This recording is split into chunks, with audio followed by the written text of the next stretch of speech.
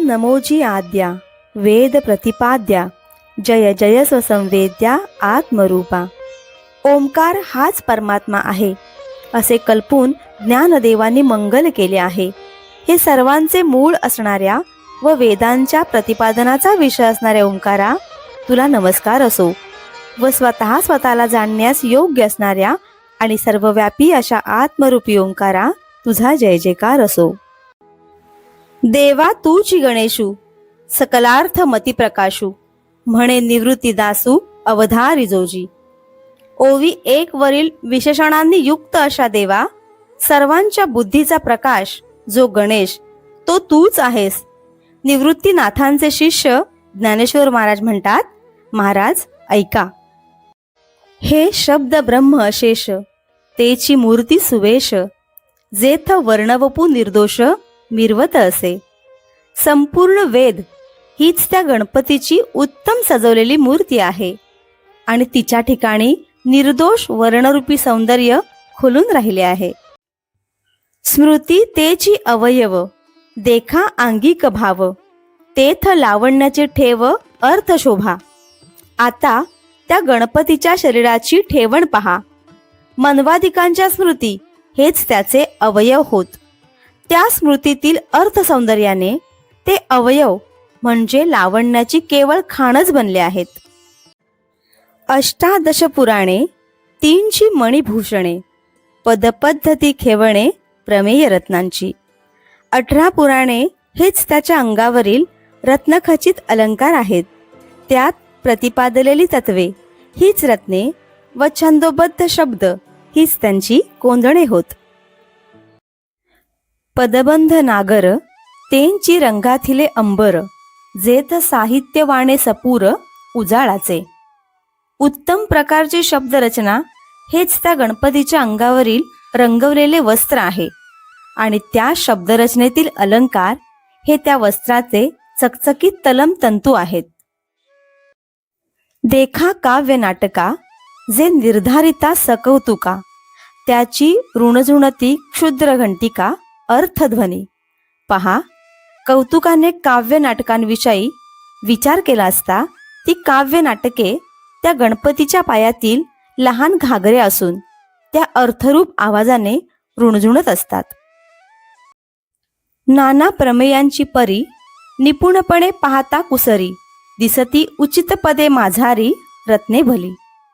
कारण त्यात प्रतिपादलेली अनेक प्रकारची तत्वे व त्यातील कुशलता यांचा बारकाईने विचार केला असता यामध्येही निवडक वेचांची काही चांगली रत्ने आढळतात.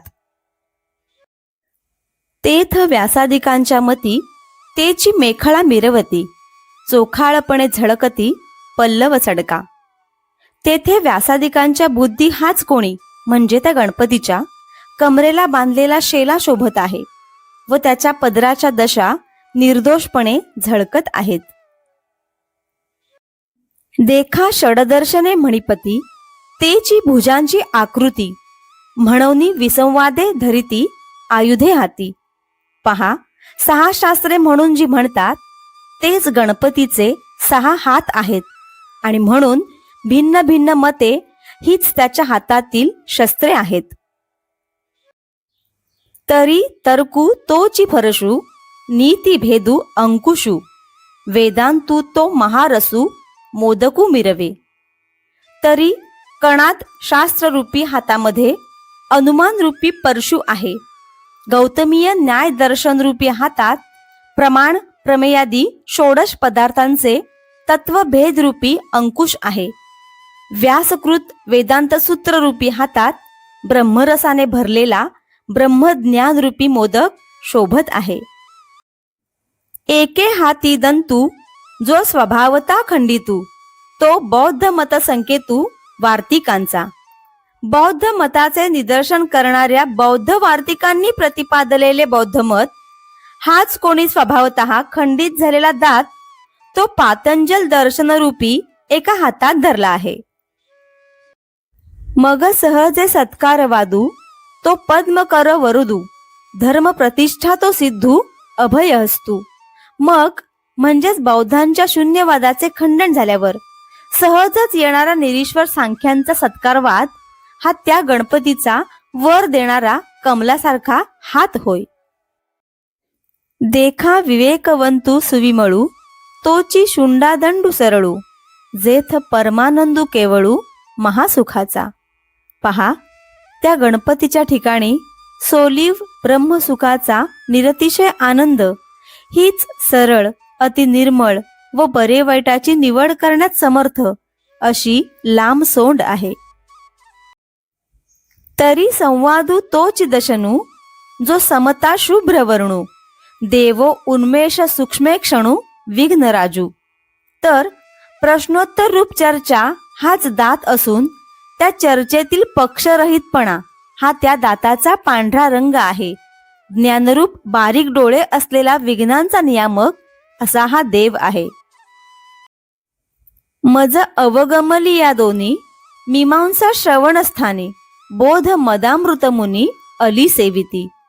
ज्ञानदेव महाराज म्हणतात, पूर्व मीमांसा व उत्तर मीमांसा ही शास्त्रे हीच त्या गणपतीच्या दोन्ही कानांच्या ठिकाणी मला वाटतात व बोध हेच मदरूपी अमृत असून मुनी हे भ्रमर त्याचे सेवन करतात.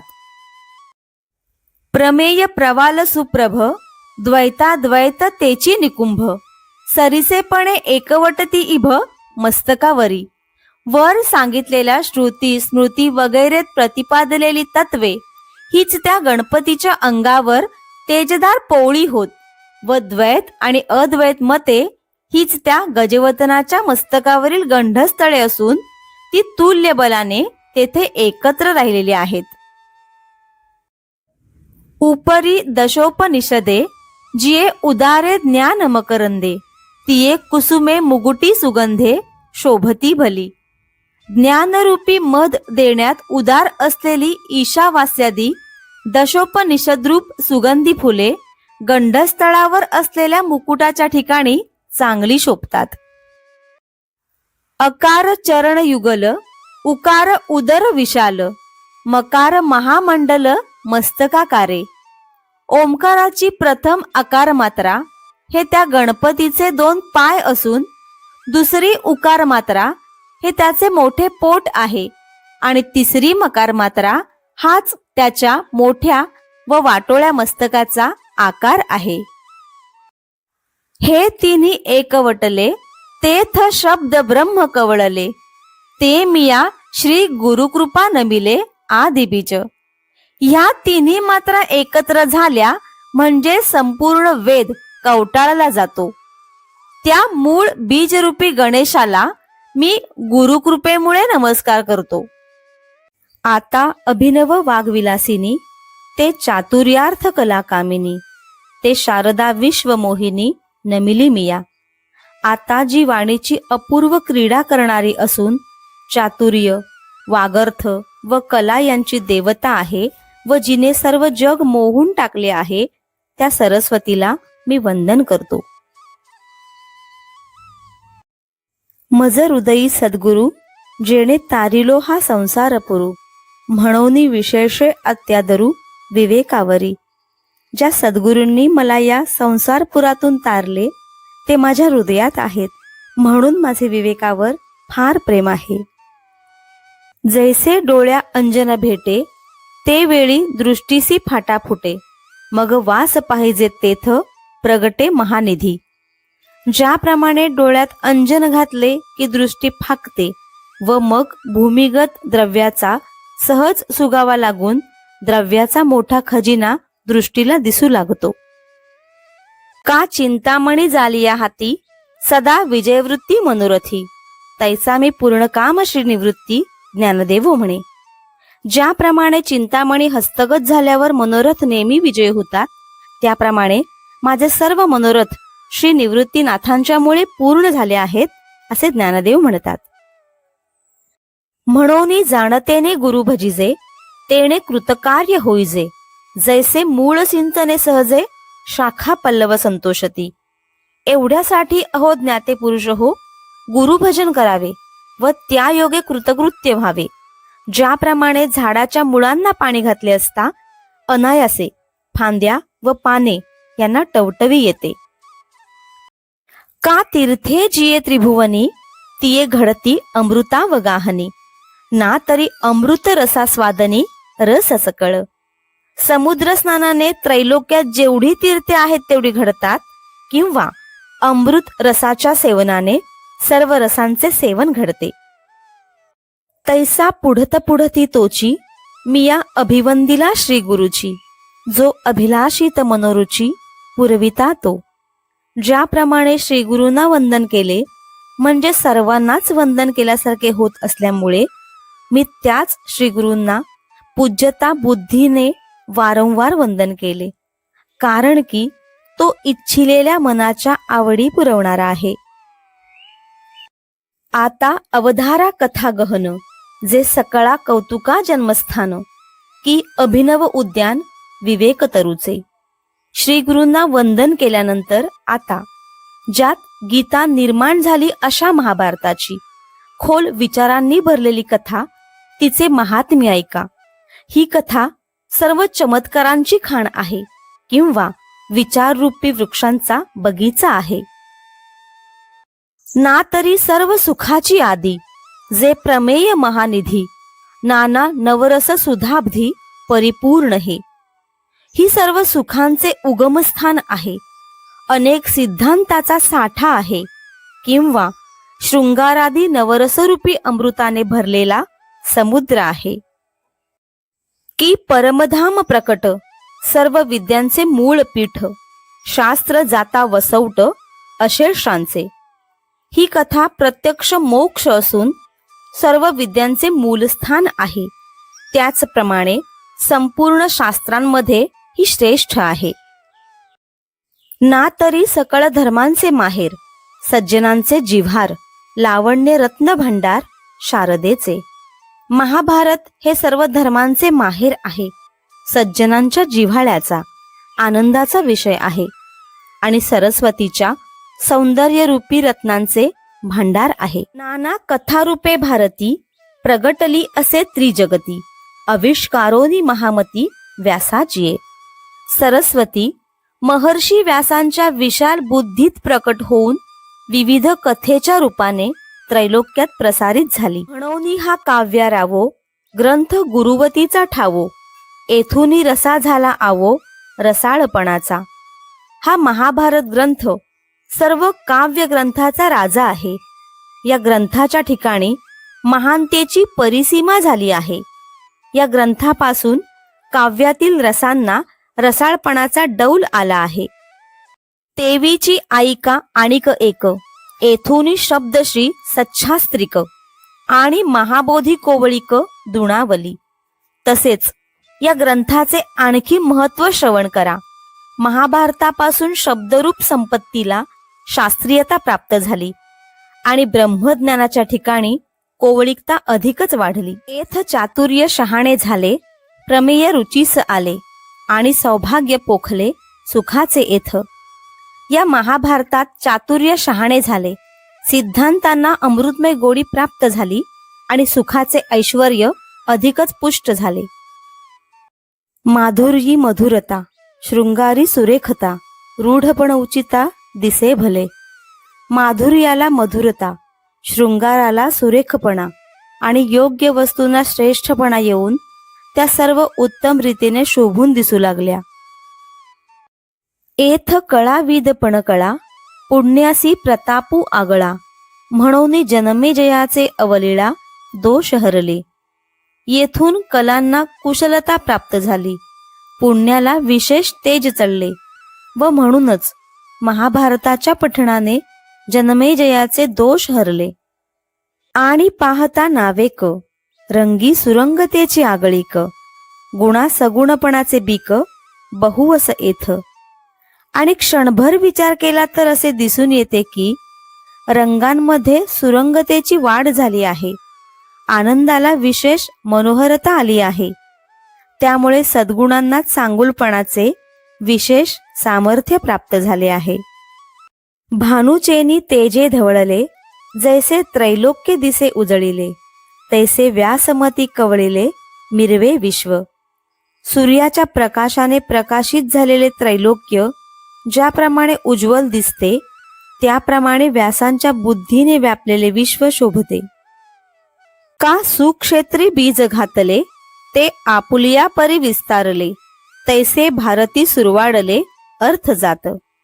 उत्तम जमिनीत बी पेरले असता जसा त्याचा सहज विस्तार होत जातो, त्याप्रमाणे महाभारतात सर्व विषय शोभायमान झाले आहेत. ना तरी नगरांतरी वसिजे, तरी नागरची होईजे, तैसे व्यासोक्ती तेजे धवळत सकळ. ज्याप्रमाणे नगरात राहिल्यावर मानवास शहाणपण प्राप्त होते, त्याप्रमाणे व्यासांच्या सात्विक वाणीच्या तेजामुळे सर्व जग ज्ञानसंपन्न झाले. की प्रथम वयसाकाळी लावण्याची नव्हाळी, प्रगटे जैसी आगळी अंगना अंगी. तारुण्यात पदार्पण केल्यानंतर मुलीच्या अंगी सौंदर्याचा नवा बहर आलेला असतो आणि तो स्पष्टपणे दिसू लागतो. ना तरी उद्यानी माधवी घडे, तेथ वनशोभेची खाणी उघडे, आदिला पासोनी अपाडे जियापरी. वसंत ऋतूचे आगमन झाले की बागेतील वनशोभा पूर्वीपेक्षा अधिकच बहरून येते, जणू काही सौंदर्याची खाणच उघडते. नाना घनीभूत सुवर्ण, जैसे न्याहाळिता साधारण, मग अलंकारी बरवेपण निवाडू दावी. लगडीच्या रूपात सोने पाहिले तर त्याचे सौंदर्य सर्वसाधारण वाटते, परंतु त्या सोन्याचे विविध कलाकुसरीचे दागिने बनवले तर त्या सोन्याचे सौंदर्य विशेष रूपाने खुलून दिसते. तैसे व्यासोक्ती अलंकारिले, आवडे ते बरवेपण पातले, ते जाणोनी काय आश्रयिले इतिहासी.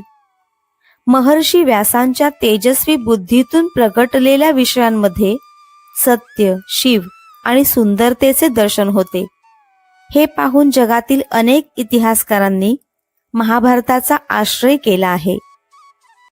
नाना पुरतीय प्रतिष्ठे लागी, सानिव धरुणी अंगी, पुराणे आख्यान रूपे जगी भारता आली. आपणास मोठी प्रतिष्ठा लाभावी म्हणून स्वतःच्या अंगी नम्रता धरून सर्व पुराणे आख्यान रूपाने महाभारतात येऊन जगामध्ये प्रसिद्ध पावली. म्हणूनी महाभारती नाही, ते नोहे लोकीतिही, येणे कारणे म्हणिपे पाही व्यासोच्छिष्ट जगत्रय. म्हणूनच महाभारतामध्ये जे नाही ते तिन्ही लोकांमध्ये नाही. महर्षी व्यासांच्या नंतर त्रैलोक्यात जे भाष्यकार झाले त्यांनी महाभारतातील सिद्धांताचा अभ्यास केला. व्यासोच्छिष्ट जगत्रय असे म्हणतात. ऐसी जगी सूरस कथा, जे जन्मभूमी परमार्था, मुनी सांगे नृपनाथा जन्मे जया. अशी ही जगात सूरस म्हणून प्रसिद्ध असलेली आणि परमार्थाची जन्मभूमी असलेली महाभारताची कथा आहे. ही कथा जन्मेजय राजाला वैशंपायन ऋषींनी सांगितली. जे अद्वितीय उत्तम पवित्रैक निरुपम परम मंगलधाम अवधारिजो. श्रोते हो, ही कथा एकाग्रतेने श्रवण करा. हे महाभारत अद्वितीय, उत्तम, अतिपवित्र, निरुपम आणि सर्व मांगल्याचे परमस्थान आहे. आता भारत कमळ परागू, गीताख्य प्रसंगू, जो संवादला श्रीरंगू अर्जुनेसी. महाभारत हे जणू काही कमळ असून भगवान श्रीकृष्णांनी अर्जुनास सुखसंवादाच्या रूपाने सांगितलेली गीता जणू काही त्यातील सुगंधी पराग आहे. ना तरी शब्द ब्रह्माब्धी, मथियला व्यासबुद्धी, निवडिले निरवधी नवनीत हे. महर्षी व्यासांनी आपल्या प्रखर बुद्धीने वेदरूपी समुद्राचे मंथन करून महाभारत रूपी अनुपमेय नवनीत काढले. मग ज्ञानाग्नी संपर्के कडसिले विवेके, पद आले परिपाके आमोदासी. मग ते नवनीत ज्ञानरूप अग्नीच्या संबंधाने विवेकपूर्वक कढविले आणि त्याचा उत्तम परिपाक होऊन त्या लोण्याचे सुगंधी साजूक तूप झाले, ते म्हणजे गीता होय. जे अपेक्षिजे विरक्ती, सदा अनुभवीजे संती, सोहम भावे पारंगती रमिजे जेथ. वैराग्यवान देखील या गीतेची इच्छा करतात. संत देखील नेहमी या गीतेचा अनुभव घेतात. तो परमात्मा मी आहे, अहम ब्रह्मास्मी अशा अभेद भावात असणारे ब्रह्मनिष्ठ देखील या गीतेत रममाण होतात. जे आकर्णी जे भक्ती, जे आदिवंद्य त्रिजगती, ते भीष्म पर्वी संगती सांगिजेल. भक्त जिचे परम श्रद्धेने श्रवण करतात, जी त्रैलोक्यात प्रथम वंदनीय आहे, जी भीष्म पर्वात प्रसंगाच्या अनुरोधाने सांगितली आहे. जे भगवद्गीता म्हणिजे, जे ब्रह्मेशांनी प्रशंसिजे, जे सनकादिकी सेविजे आदरेसी. ती भगवद्गीता होय. ब्रह्मदेव आणि महादेव तिची स्तुती करतात. सनकादिक परम श्रद्धेने तिचे श्रवण मनन पठण करतात. जैसे शारदीचिये चंद्रकळे, माझी अमृतकण कोवळे, ते वेचिती मने मवाळे चकोर तलगे. शरद ऋतूतील चंद्रकलेत असलेले कोवळे अमृतकण चकोर पक्ष्यांची पिल्ले जसे अतिशय मृदू मनाने वेचतात. तिया परी श्रोता अनुभवावी हे कथा, अति हळुवारपण चित्ता आणून या. त्याप्रमाणे श्रोत्यांनी चित्त शुद्ध करून एकाग्रतेने अत्यंत हळुवारपणे भगवद्गीतेचा अनुभव घ्यावा. हे शब्दे विण संवादीजे, इंद्रिया नेणता भोगीजे, बोला आदी झोंबीजे प्रमेयासी. शब्दांशिवाय या गीतेच्या अर्थाची मनातल्या मनात चर्चा करावी. इंद्रियांना नकळत याच्या अर्थाचा अनुभव घ्यावा. वक्त्याच्या मुखातून शब्द प्रकट होण्यापूर्वीच त्यातील सिद्धांताशी एकरूप होऊन राहावे. जैसे भ्रमर परागुनेती, परी कमळ दळे नेणती, तैसी परी आहे सेविती ग्रंथी इये. ज्याप्रमाणे भ्रमर कमल दलाला समजून न देता त्यातील पराग सेवन करतात, त्याप्रमाणे हा ग्रंथ जाणून घेण्याची पद्धत आहे. का आपुला ठावो न सांडिता, आलिंगीजे चंद्र प्रकटता, हा अनुराग भोगिता कुमुदिनी जाणे. नभामध्ये चंद्रमा उदय पावला की चंद्र विकासी कुमुदिनी प्रफुल्ल होतात आणि आपले पाण्यातील स्थान न सोडता त्याला आलिंगन देण्याचे परम सुख जाणतात. ऐसेनी गंभीरपणे स्थिरावलेनी अंतःकरणे, आथिला तोची जाणे मानू इये. त्याप्रमाणे शुद्ध सात्विक आणि स्थिर चित्ताने जो संपन्न आहे तोच गीतेतील अर्थ जाणू शकतो असे आम्ही समजतो. अहो अर्जुनाची ये पाती, जे परिसणया योग्य होती, तीही कृपा करुनी संती अवधान द्यावे. श्रोते हो, अर्जुनाच्या पंक्तीला बसून गीतेचा अर्थ श्रवण करण्यास जे योग्य आहेत त्या संतांनी कृपा करून इकडे पूर्ण लक्ष द्यावे. हे सलगी म्या म्हणितले, चरणा लागोनी विनविले, प्रभू सखोल हृदय आपुले म्हणून या. महाराज, आपले हृदय सखोल आहे म्हणून मी लढिवाळपणे आपणास लक्ष द्या असं म्हटलं. खरोखर ही माझी आज्ञा नाही, आपल्या चरणांना स्पर्श करून विनंती केली आहे. जैसा स्वभाव माये बापांचा, अपत्य बोले जरी बोबडी वाचा, तरी अधिकचितयाचा संतोष आथी. ज्याप्रमाणे आपले मूल बोबडे बोलले तरी त्याचा स्वभावतः अधिक संतोष आईवडिलांना होत असतो. तैसा तुम्ही मी अंगीकारिला, सज्जनी आपुला म्हणितला, तरी उणे सहजे उपसाहला प्रार्थू काई. त्याप्रमाणे तुम्ही सज्जनांनी माझा अंगीकार करून मला आपले म्हटले आहे, त्यामुळे माझ्यातील उणीवा सहन कराल. त्यासाठी मी स्वतंत्र प्रार्थना कराव्यास पाहिजे असे नाही.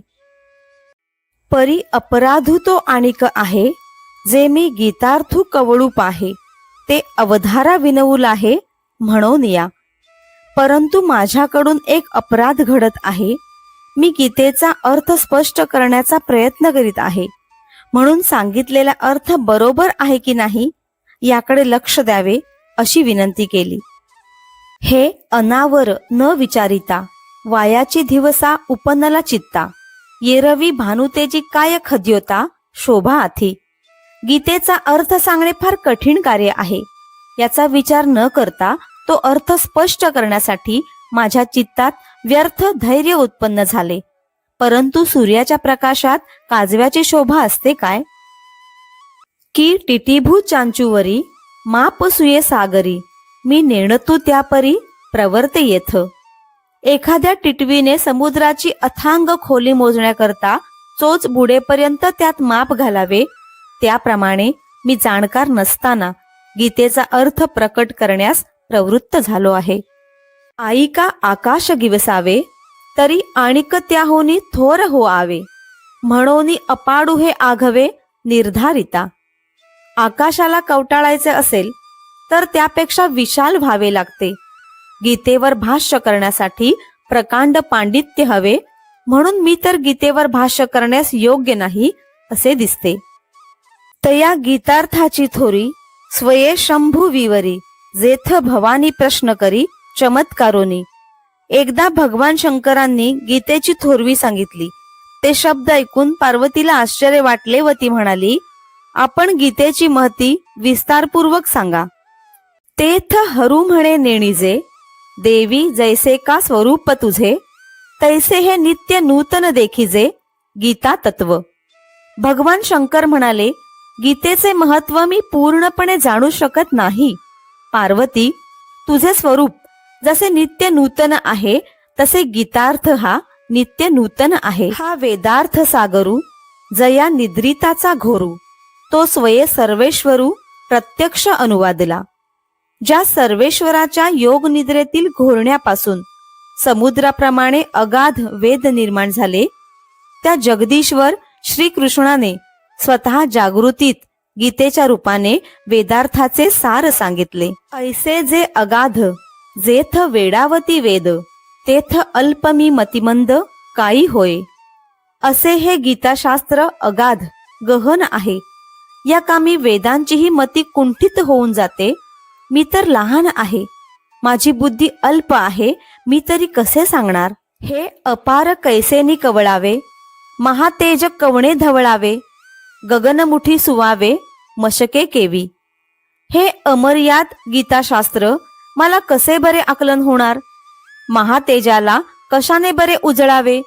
छोट्याशा चिलटाने आकाश आपल्या मुठीत कसे बरे ठेवावे. परी एथ असे एकू आधारू, तेणेची बोले मी सधरू, जे सानुकूळ श्री गुरु ज्ञानदेवो म्हणे. परंतु मला सद्गुरु श्री निवृत्तीनाथांचा मोठा आधार आहे. ते मला अनुकूल आहेत, म्हणून मी हे धैर्य करत आहे असे ज्ञानदेव म्हणतात. येरवी तरी मी मूर्खू, जरी जाहला अविवेकू, तरी संत कृपा दीपकू सोज्वळू असे. एरवी तरी मी अज्ञानी आहे, माझ्याकडून भाष्य लिहिताना अविवेक होत आहे, तरी पण संत कृपेचा प्रकाशमान दीप प्रज्वलित आहे. लोहाचे कनक होये, हे सामर्थ्य परिसीच आहे, की मृतही जीवित लाहे अमृत सिद्धी. लोखंडाचे सोने करण्याचे सामर्थ्य परिसात आहे, किंवा अमृताची प्राप्ती झाली की मृत सुद्धा जिवंत होतो.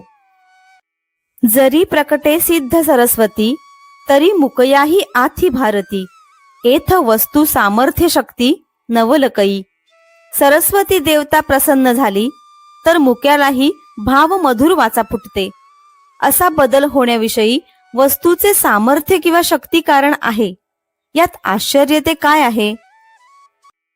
जया ते कामधेनु माये, तयासी अप्राप्य काही आहे, म्हणून मी प्रवर्तो लाहे ग्रंथी ये. ज्याची आई कामधेनु आहे त्याला या जगात दुर्लभ असे काही नाही, म्हणून मी या गीता ग्रंथावर भाष्य करण्यास प्रवृत्त झालो. तरी न्यूनते पुरते अधिकते सरते, करुनी घेयावे हे तुमते विनवी तू असे.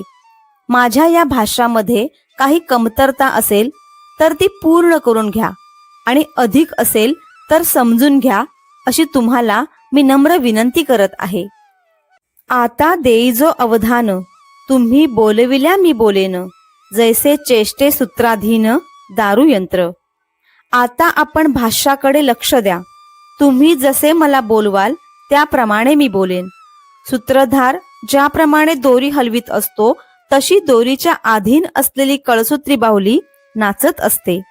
तैसा मी अनुग्रहितू, साधूंचा निरूपितू, ते आपुलिया परी अलंकारितू भलतया परी. त्याप्रमाणे मी साधूंचा अनुग्रहित असून साधूंचा निरोप सांगणार आहे.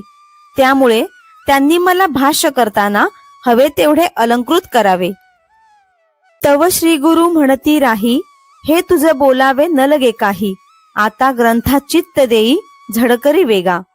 तेव्हा सद्गुरु निवृत्तीनाथ म्हणाले, ज्ञानदेवा, आता विनवणीचे बोलणे थांबवावे आणि गीतेवर भाष्य करण्यास प्रारंभ करावा. या बोला निवृत्तीदासू, पाऊनी परम उल्हासू, म्हणे परियसा मना अवकाशू देऊन या. सद्गुरूंची आज्ञा ऐकून निवृत्तीदास ज्ञानदेव यांना परम उल्हास झाला आणि ते म्हणाले, माझ्या मुखातून प्रकट होणारे शब्द आपण शांत मनाने श्रवण करावेत. धर्मक्षेत्रे कुरुक्षेत्रे समवेतायुयुत्सवः मामकाः पांडवाश्चैव किम कुर्वत संजय. धृतराष्ट्र म्हणाले, हे संजय, धर्मभूमी असलेल्या कुरुक्षेत्राच्या युद्धाच्या इच्छेने एकत्र जमलेल्या माझ्या आणि पंडूच्या पुत्रांनी काय केले? तरी पुत्र स्नेहे मोहितू धृतराष्ट्र असे पुसतू, म्हणे संजया सांगे मातू कुरुक्षेत्रीची. पुत्रांच्या प्रेमाने मोहित झालेला धृतराष्ट्र राजा हा संजयास म्हणाला, हे संजय, कुरुक्षेत्रावर काय घडत आहे ती हकीकत मला सांग. जे धर्मालय म्हणजे तेथ पांडव आणि माझे गेले असती व्याजे झुंजाचेनी. ज्या कुरुक्षेत्राला धर्माचे स्थान म्हणतात तेथे पंडूचे पुत्र आणि माझे पुत्र युद्धाच्या निमित्ताने गेले आहेत. तरी तेची ये तुला अवसरी काय किजत असे येर येरी. ते झडकरी कथन करी मज प्रती. तरी ते परस्परात एवढा वेळ काय करीत आहेत हे मला लवकर सांग.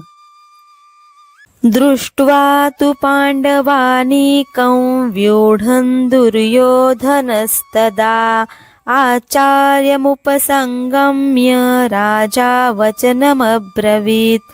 संजय म्हणाला, त्यावेळी पांडवांचे सैन्य व्यूहाच्या आकाराने उभे राहिलेले पाहून द्रोणाचार्यांजवळ जाऊन राजा दुर्योधन त्यांना म्हणाला, पश्यैतां पांडुपुत्राणामाचार्य महतीं च मूं व्यूढान् द्रुपदपुत्रेण तव शिष्येण धीमता. अहो आचार्य, आपला बुद्धिमान शिष्य जो द्रुपदाचा पुत्र धृष्टद्युम्न आहे त्याने पांडवांच्या महान सेनेची केलेली व्यूहरचना पहा. तिये तो संजय बोले, म्हणे पांडव सैन्य उचलले जैसे महाप्रळयी पसरले कृतांतमुख. संजय म्हणाला, ज्याप्रमाणे महाप्रलयाचे वेळी काळाने आपले विशाल तोंड उघडलेले असते त्याप्रमाणे पांडवांचे सैन्य युद्धासाठी प्रक्षुब्ध झाले आहे. तैसे ते घनदाट उठावले एक वाट, जैसे उसळले काळकूट धरी कवण. त्याप्रमाणे त्या घनदाट सैन्याने एकत्रितपणाने उठाव केला आहे. काळकूट नावाचे विष उसळले तर त्याला कोण बरे शांत करू शकणार? ना तरी वडवानल साधुकला प्रलयवाते पोखला सागर शोषूनी उधवला अंबरासी. किंवा वडवानल पेटून प्रज्वलित होऊन वाऱ्याच्या सहाय्याने वाढत चालला तर तो जसा सागरालाही शोषून आकाशापर्यंत धडकतो. तैसे दळ दुर्धर नाना व्यूही परिकर अवगमले भयासुर तिये काळी.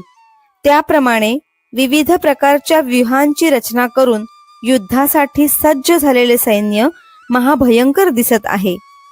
ते देखोनिया दुर्योधने अव्हेरिले कवणे माने जैसे न गणिजे पंचानने गजघटाते. ज्याप्रमाणे सिंह हत्तीच्या कळपाला मोजत नाही त्याप्रमाणे ते विशाल सैन्य पाहून दुर्योधनाने त्याची काहीच पर्वा केली नाही. मग द्रोणापासी आला तया ते म्हणे हा देखिला कैसा दळभारू उचलला पांडवांचा. नंतर दुर्योधन द्रोणाचार्यांजवळ येऊन त्यांना म्हणाला, पांडवांचे हे सैन्य युद्धासाठी कसे उसळले आहे ते पाहिले का? गिरिदुर्ग जैसे चालते तैसे विविध व्यूह संभवते. रचिले आथि बुद्धिमंते द्रुपद कुमरे. बुद्धिवंत असा जो द्रुपद पुत्र धृष्टद्युम्न त्याने विविध प्रकारचे विशाल व्यूह सभोवार रचले आहेत. ते चालत्या डोंगरी किल्ल्याप्रमाणे दिसत आहेत. जो का तुम्ही शिक्षा पिला, विद्या देऊनी कुरुठा केला, तेणे हा सैन्य सिंधू पाखरीला देख देख. ज्याला तुम्ही शिकविले, विद्या देऊन शहाणे केले, त्या दृष्टद्युम्नाने हा सेनासागर सर्वत्र पसरविला आहे, तो आपण पहा. अत्र शूरा महेश्वासा भीमार्जुन समायुधी युयुधानो विराटश्च द्रुपदश्च महारथः. येथे युद्धात महाधनुर्धारी भीम व अर्जुन यासारखे अनेक शूरवीर आहेत. युयुधान आणि विराट त्याप्रमाणे महापराक्रमी द्रुपद राजा आहे. आणि काही असाधारण जे शस्त्रास्त्री प्रवीण क्षात्रधर्मी निपुण वीर आहाती. आणखी जे शस्त्रास्त्रांत अतिप्रवीण आणि शस्त्र धर्मामध्ये निपुण असे महान योद्धे आहेत. जे बळे प्रौढी पौरुखे भीमार्जुनांसारिखे, ते सांगेन कौतुके प्रसंगेची. हे शक्तीने, महाधैर्याने आणि पराक्रमाने भीम व अर्जुन यांसारखे आहेत. त्यांची नावे प्रसंग आला म्हणून कौतुकाने सांगतो. एथ युयुधान सुभटू आला असे विराटू, महारथी श्रेष्ठू द्रुपदवीर. या रणांगणामध्ये महायोद्धा युयुधान, विराट राजा आणि महारथात श्रेष्ठ असे द्रुपद राजा आले आहेत. धृष्टकेतुश्चेकितानः काशीराजश्च वीर्यवान, पुरुजित कुंती भोजश्च शैब्यश्च नरपुंगवः. धृष्टकेतू, चेकितान, बलशाली काशीराज, पुरुजित कुंतीभोज, नरश्रेष्ठ शैब्य, युधामन्युश्च विक्रांत उत्तमौजाश्च वीर्यवान, सौभद्रो द्रौपदेयाश्च सर्व एव महारथाः. पराक्रमी युधामन्यू, शक्तिशाली उत्तमौजा, सुभद्रापुत्र अभिमन्यू आणि द्रौपदीचे 5 पुत्र हे सर्वच महारथी आहेत.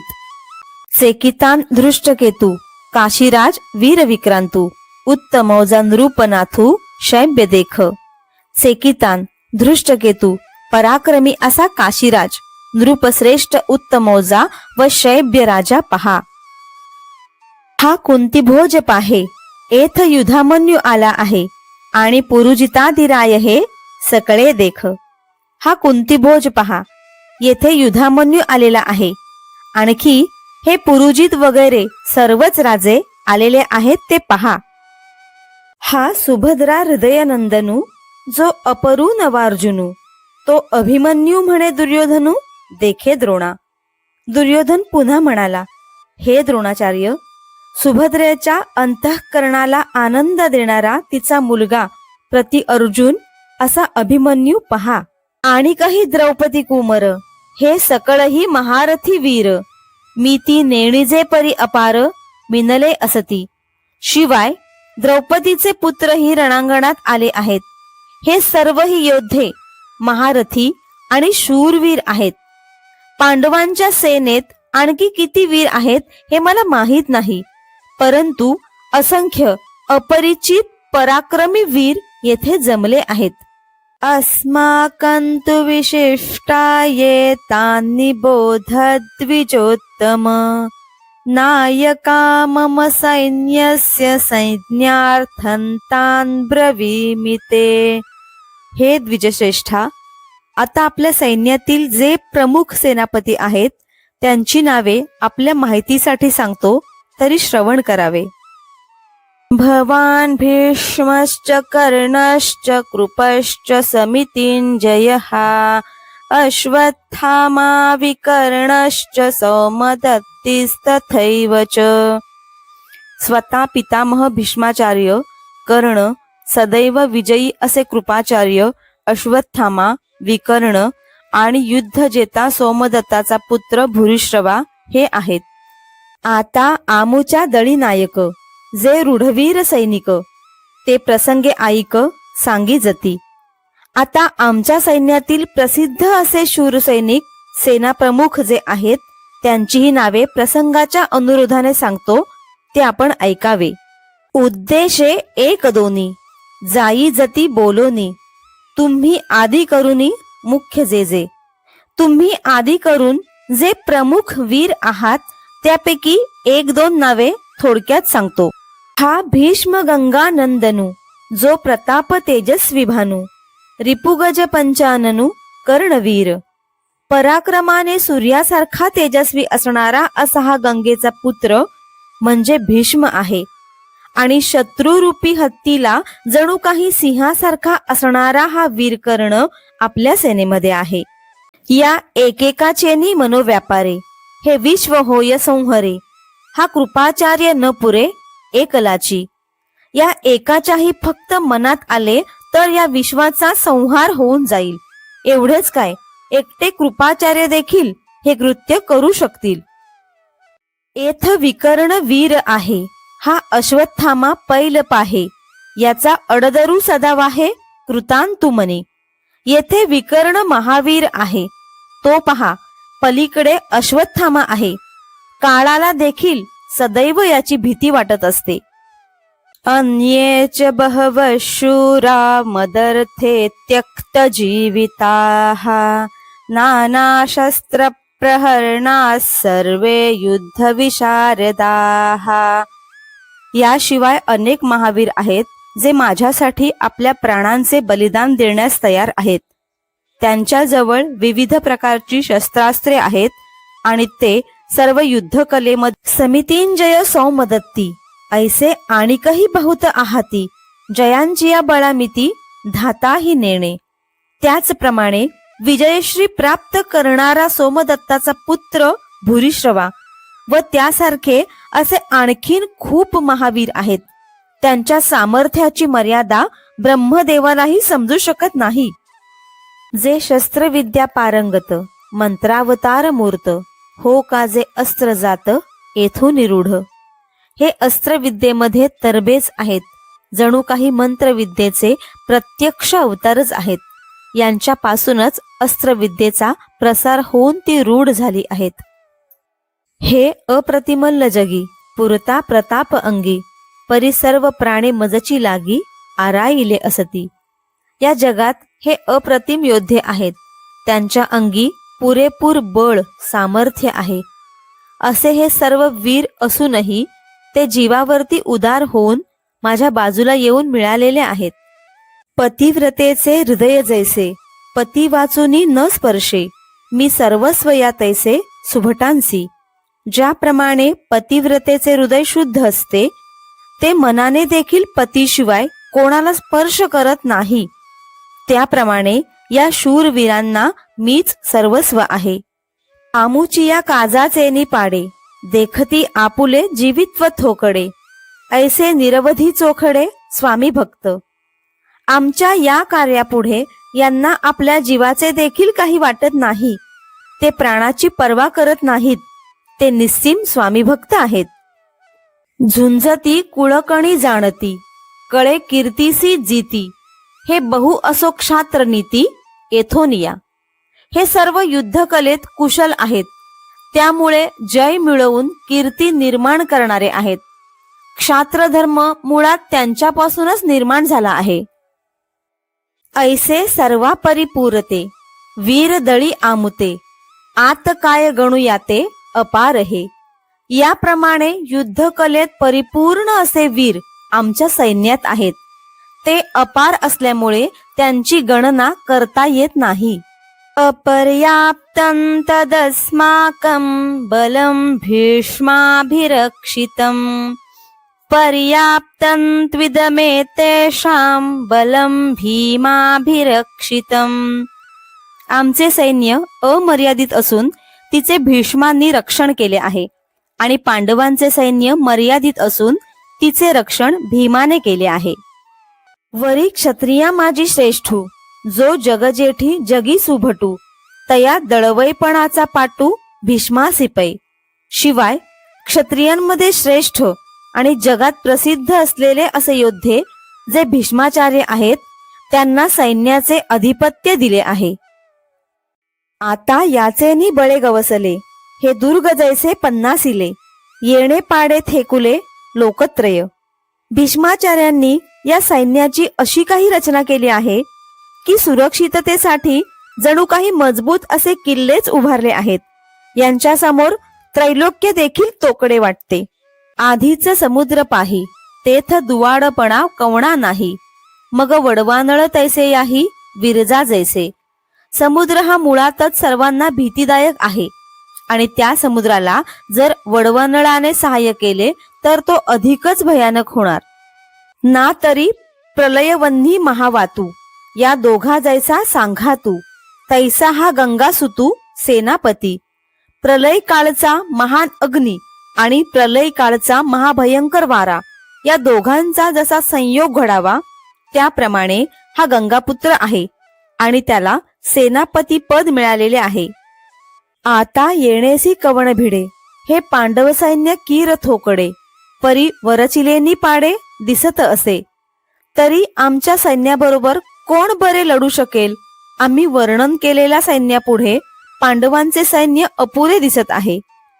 वरी भीमसेनु बेथू, तो जाहला असे सेना नाथू, ऐसे बोलो नियमातू सांडिली तेणे. शिवाय युद्धातील कौशल्य न जाणणारा भीम हा पांडव सैन्याचा अधिपती झाला आहे.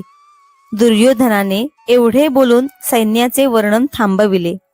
अयनेषु च सर्वेषु यथा भागमवस्थिताः भीष्ममेवाभिरक्षन्तु भवन्तः सर्व एव हि. म्हणून सर्व प्रवेश मार्गावर आपापल्या नेमलेल्या जागी उभ्या असलेल्या आपण सर्वांनी पितामह भीष्माचार्यांचे रक्षण करावे. मग पुनरपि काय बोले, सकळ सैनिकांते म्हणितले, आता दळभार आपुलाले सरसे करा. मग पुन्हा दुर्योधन सर्व सेनाप्रमुखांना म्हणाला, आता आपापल्या सैन्याला सज्ज करा. जया जिया अक्षौहिणी, तेणे तिया आयणी, वरगण कवण कवणी महारथिया. ज्या प्रमुख सेनापतींच्या सत्तेखाली ज्या अक्षौहिणी सेना आहेत त्यांनी आपल्या सेनेवर युद्ध संपेपर्यंत पूर्ण नियंत्रण ठेवावे. विशेष सेनापती म्हणून जे महारथी आहेत. तेणे तिया आवरीजे, भीष्मातळी राहीजे, द्रोणाते म्हणे पाहिजे तुम्ही सकळ. त्यांनी सर्व सैन्यावर देखरेख करावी. तसेच प्रमुख सैनिकांनी भीष्म सांगतील त्याप्रमाणे वागावे. दुर्योधन एवढे बोलून द्रोणाचार्यांना म्हणाला, तुम्ही सर्वांवर लक्ष ठेवावे. हाची एकू रक्षावा, मी तैसा हा देखावा, येणे दळभार आघवा साच आमुचा. भीष्माचार्यांचे सर्वांनी मिळून रक्षण करावे. माझ्याप्रमाणे त्यांना रक्षणीय मानावे. त्यांच्यामुळे आमची सर्व सेना विजय प्राप्त करण्यास समर्थ आहे. तस्य संजनयन हर्षं कुरुवृद्धः पितामहः सिंहनादौ विनद्योच्चैः शंखं दध्मौ प्रतापवान. दुर्योधनाच्या मनात हर्ष निर्माण करणारे कौरवांत वडील असलेले आणि महापराक्रमी आजोबा भीष्म यांनी मोठ्याने सिंहासमान गर्जना केली आणि शंख निनाद केला. या राजाची या बोला सेनापती संतोषला. मग तेणे केला सिंहनादू.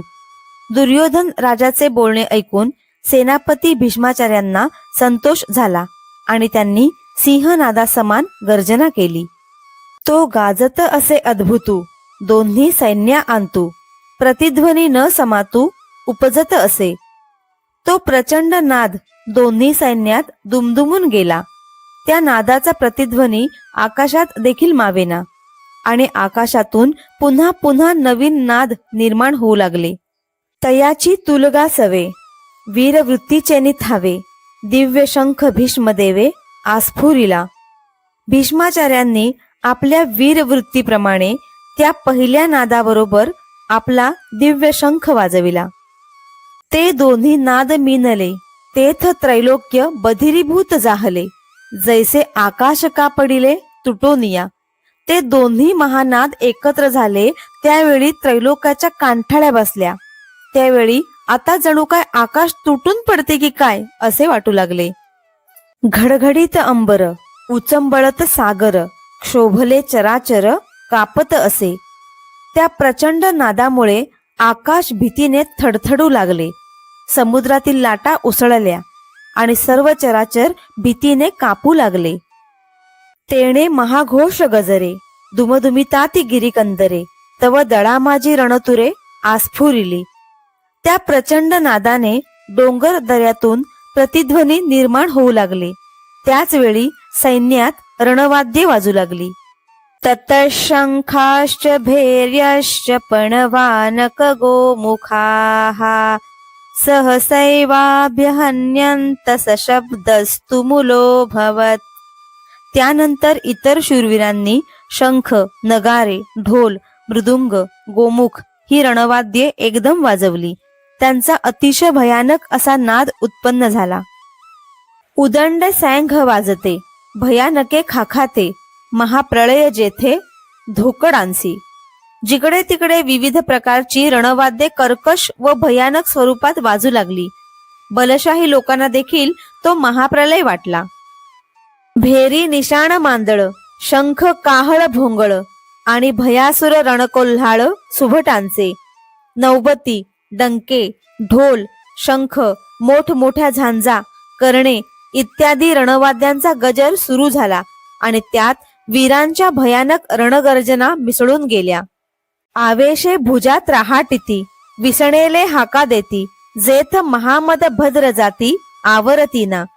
कोणी युद्धातील वीरश्रीच्या आवेशाने दंड ठोकू लागले आणि अतिशय त्वेषाने युद्धासाठी एकमेकांना हाका मारू लागले. त्यामुळे हत्ती देखील बेभाम झाले आणि त्यांना आवरणे अशक्य झाले. तेथ भेडांची कवण मातू, काचया केर फिटतू, जेणे दचकला कृतांतू अंग नेघे. तेथील भित्र्या माणसांचे तर काय सांगावे, ते कसपटासारखे दूर गेले. यमाला देखील दहशत बसली आणि तो इकडे पाहण्यास तयार होईना.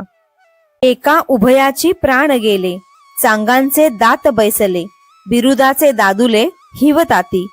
कित्येकांचे तेथेच प्राण गेले. जे धैर्यवान होते त्यांची दातखिळी बसली. जे नामवंत वीर होते ते थरथर कापू लागले. ऐसा अद्भुत तुरबंबाळू, ऐकोनी ब्रह्मा व्याकुळू, देव म्हणती प्रळय काळू ओढवला आजी. अशा प्रकारचा महाभयंकर वाद्यनाद ऐकून ब्रह्मदेव देखील व्याकुळ झाले. आपला प्रलय काळ जवळ आला आहे असे देव म्हणू लागले. ततश्वेतैर्हयैर्युक्ते महति स्यन्दने स्थितौ माधवः पांडवश्चैव दिव्यौ शंखौ प्रदध्मतुः. त्यानंतर पांढरे शुभ्र घोडे जोडलेल्या उत्तम मोठ्या रथात बसलेले भगवान श्रीकृष्ण आणि अर्जुन यांनी दिव्य शंख वाजविले. पांचजन्यम ऋषिकेशो देवदत्तं धनंजयः पौंड्रं दध्मौ महाशंखं भीमकर्मावृकोदरः. श्रीकृष्णांनी पांचजन्य आणि अर्जुनाने देवदत्त नावाचा शंख वाजविला. अचाट कर्म करणाऱ्या भीमाने पौंड्र नावाचा मोठा शंख वाजविला. अनंत विजयम राजा कुंती पुत्रो युधिष्ठिरः नकुलः सहदेवश्च सुघोष मणिपुष्पकौ. कुंतीचा ज्येष्ठ पुत्र युधिष्ठिर याने अनंत विजय आणि नकुल व सहदेव यांनी सुघोष व मणिपुष्पक नावाचे शंख वाजविले. ऐसी स्वर्गी मातू, देखोनी तो आकांतू, तव पांडव दळा आंतू वर्तले काई. तो आकांत पाहून स्वर्ग लोकामध्ये प्रलय कालाची साशंकता निर्माण झाली. त्यावेळी इकडे पांडव सैन्यामध्ये काय घडले ते श्रवण करा. हो का निजसार विजयाचे, की ते भांडार महातेजाचे, जेथ गरुडाची जावळीचे कातले चारी. जे का विजयाचे केवळ सार, महातेजाचे भांडार आणि जे वेगाच्या बाबतीत गरुडाची बरोबरी करू शकतील असे 4 घोडे जुंपले असून, की पाखांचा मेरू जैसा रहमवरू मिरवतसे तैसा, तेजे कोंदाटलिया दिशा जयाचेनी. पंख असलेला मेरू पर्वत जसा असावा त्याप्रमाणे ज्याच्या दिव्य तेजाने सर्व दिशा भरून गेल्या आहेत असा तो अति वेगवान रथ त्या सैन्यात शोभत होता. जेथ अश्वाहक आपण वैकुंठीचा राणा जाण, तया रथाचे गुण काय वर्णू. अशा त्या रथावर वैकुंठाचा राजा अधिपती भगवान श्रीकृष्ण घोडे हाकीत होता. त्या रथाचे गुण काय बरे वर्णन करावेत. ध्वजस्तंभावरी वानरू तो मूर्तिमंत शंकरू, सारथी शारंग धरू अर्जुनेसी. त्या रथाच्या ध्वजस्तंभावर प्रत्यक्ष शंकराचा अवतार मारुती होता. अर्जुनासह रथावर बसलेले श्रीकृष्ण रथाचे सारथी होते. देखा नवलतया प्रभूचे अद्भुत प्रेम भक्ताचे, जे सारथ्यपण पार्थाचे करीतू असे. त्या विश्वचालक प्रभूंचे नवल पहा. प्रभूच्या मनात भक्तांविषयी अतिविलक्षण असे प्रेम आहे, म्हणून तो विश्वनियंता असून देखील अर्जुनाचे सारथ्य करत होता. पायिक पाठीशी घातला आपण पुढा राहिला, तेणे पांचजन्य अस्फुरिला अवलिळाची. त्याने आपल्या भक्ताला पाठीशी घातले आणि सर्व संकटांचे निवारण करण्यासाठी आपण पुढे बसला. त्या श्रीकृष्णाने पांचजन्य नावाचा शंख सहज लीलेने वाजविला. परी तो महाघोष थोरू गाजत असे गहिरू, जैसा उदेला लोपी दिन करू नक्षत्रांते. ज्याप्रमाणे सूर्याचा उदय झाला की नक्षत्रे लोप पावतात, त्याप्रमाणे शंखांचा ध्वनी सर्वत्र घुमत राहिला. तैसे तुरबंबाळ भवते कौरवदळी गाजत होते, ते हारपोनी नेणो केऊते गेले तेथ. त्यामुळे कौरवांच्या सैन्यामध्ये जे वाद्यांचे गजर होत होते ते कोठे नाहीसे झाले ते कळाले नाही. तैसाची देखे येरे निनादे अति गजरे, देवदत्त धनुर्धरे आस्फुरिला. त्याचप्रमाणे अर्जुनानेही आपला देवदत्त नावाचा गंभीर आवाज करणारा शंख वाजविला. ते दोन्ही शब्द अचाट मिनले एकवट, तेथे ब्रह्मकटाह शतकूट हो पाहत असे. ह्या दोन शंखांचा अद्भुत नाद जेव्हा एकत्र झाला त्यावेळी ब्रह्मांडाचे शेकडो तुकडे होतात की काय असे सर्वांना वाटू लागले. तव भीमसेनू विसणायला जैसा महाकाळ खवळला, तेणे पौंड्र आस्फुरीला महाशंखो. त्यावेळी भीमाला आवेश आला आणि तो महाकाळाप्रमाणे खवळला. त्याने आपला पौंड्र नावाचा महाशंख वाजविला. तो महाप्रलय जलधरू जैसा गडगडीत गहिरू, तव अनंत विजय युधिष्ठिरू आस्फुरित असे. त्या शंखाचा ध्वनी प्रलय कालचा मेघ गरजावा त्याप्रमाणे अतिगंभीरपणाने सर्वत्र पसरला. इतक्यात धर्मराजाने अनंत विजय नावाचा शंख वाजविला. नकुळे सुघोषू सहदेवे मणिपुष्पकू, जेणे नादे अंतकू गजबजला ठाके. नकुलाने सुघोष आणि सहदेवाने मणिपुष्पक शंख वाजविला. त्या महाभयंकर नादाने यम देखील गोंधळून आश्चर्यचकित झाला. काश्यश्च परमेश्वास शिखंडी च महारथ हा, दृष्टद्युम्न्यो विराटश्च सात्तकीश्चापराजित हा. हे राजा, महाधनुर्धर काशीराज, महारथी शिखंडी, धृष्टद्युम्न तसेच विराट राजा अजिंक्य असा सात्यकी, द्रुपदो द्रौपदेयाश्च सर्वश पृथिवीपते, सौभद्रश्च महाबाहुः शंखान दध्मुः पृथक पृथक. द्रुपद राजा आणि द्रौपदीचे 5 पुत्र, सुभद्रेचा महाशक्तिशाली पुत्र अभिमन्यू या सर्वांनी आपले वेगवेगळे शंख वाजविले. सघोषोधार्तराष्ट्राणां हृदयानि व्यदारयत्, नभश्च पृथ्वींचैव तुमुलो व्यनुनादयन्. त्या महाभयंकर अशा तुंबळ ध्वनीने आकाश व पृथ्वी दणाणून गेली. त्यामुळे धृतराष्ट्राच्या पुत्रांची हृदये विदीर्ण झाली. तेथ भूपती होते अनेक, द्रुपद द्रौपदेयादिक, हा काशीपती देख महाबाहू.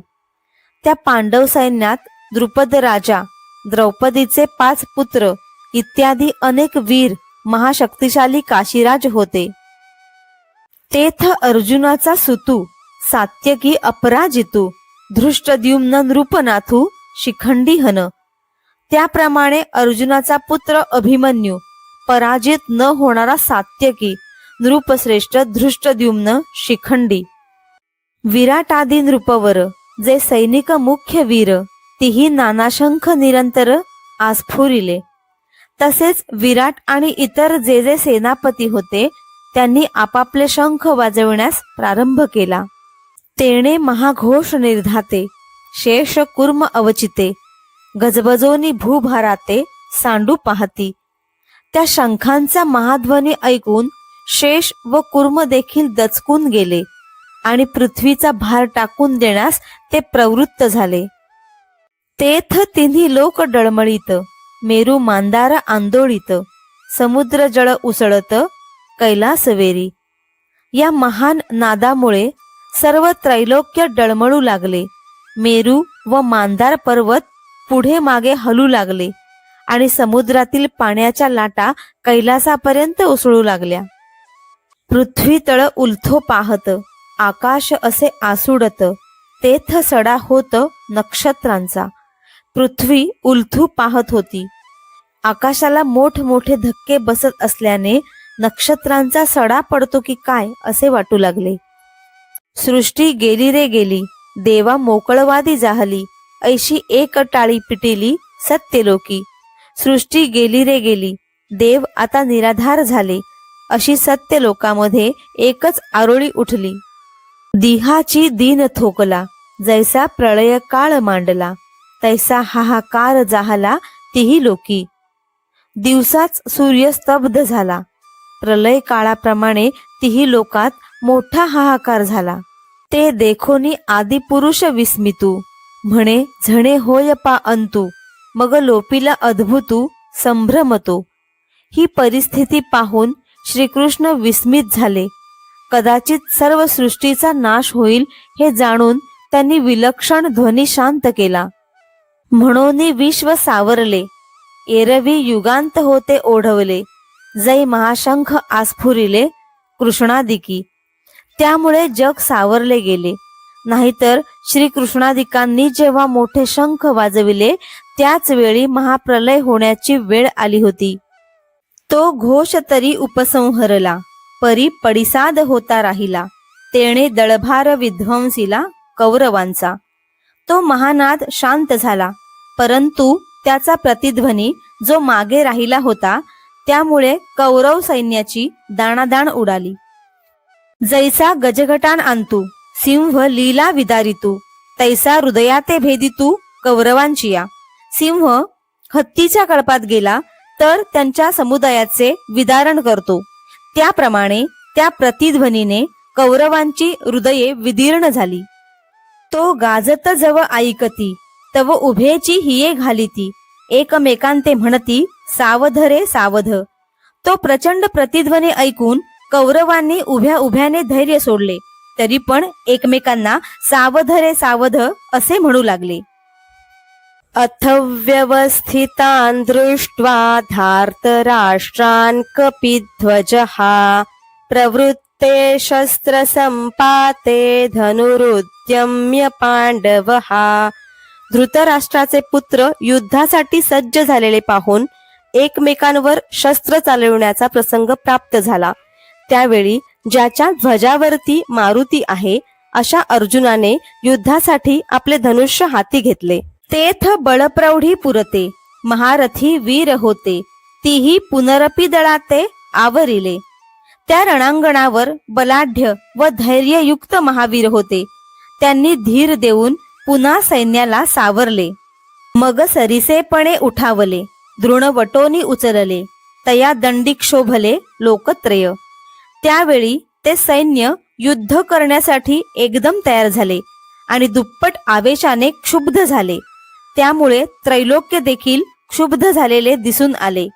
तेथ बाणवरी धनुर्धर, वर्षताती निरंतर, जैसे प्रळयात जलधर अनिवारका.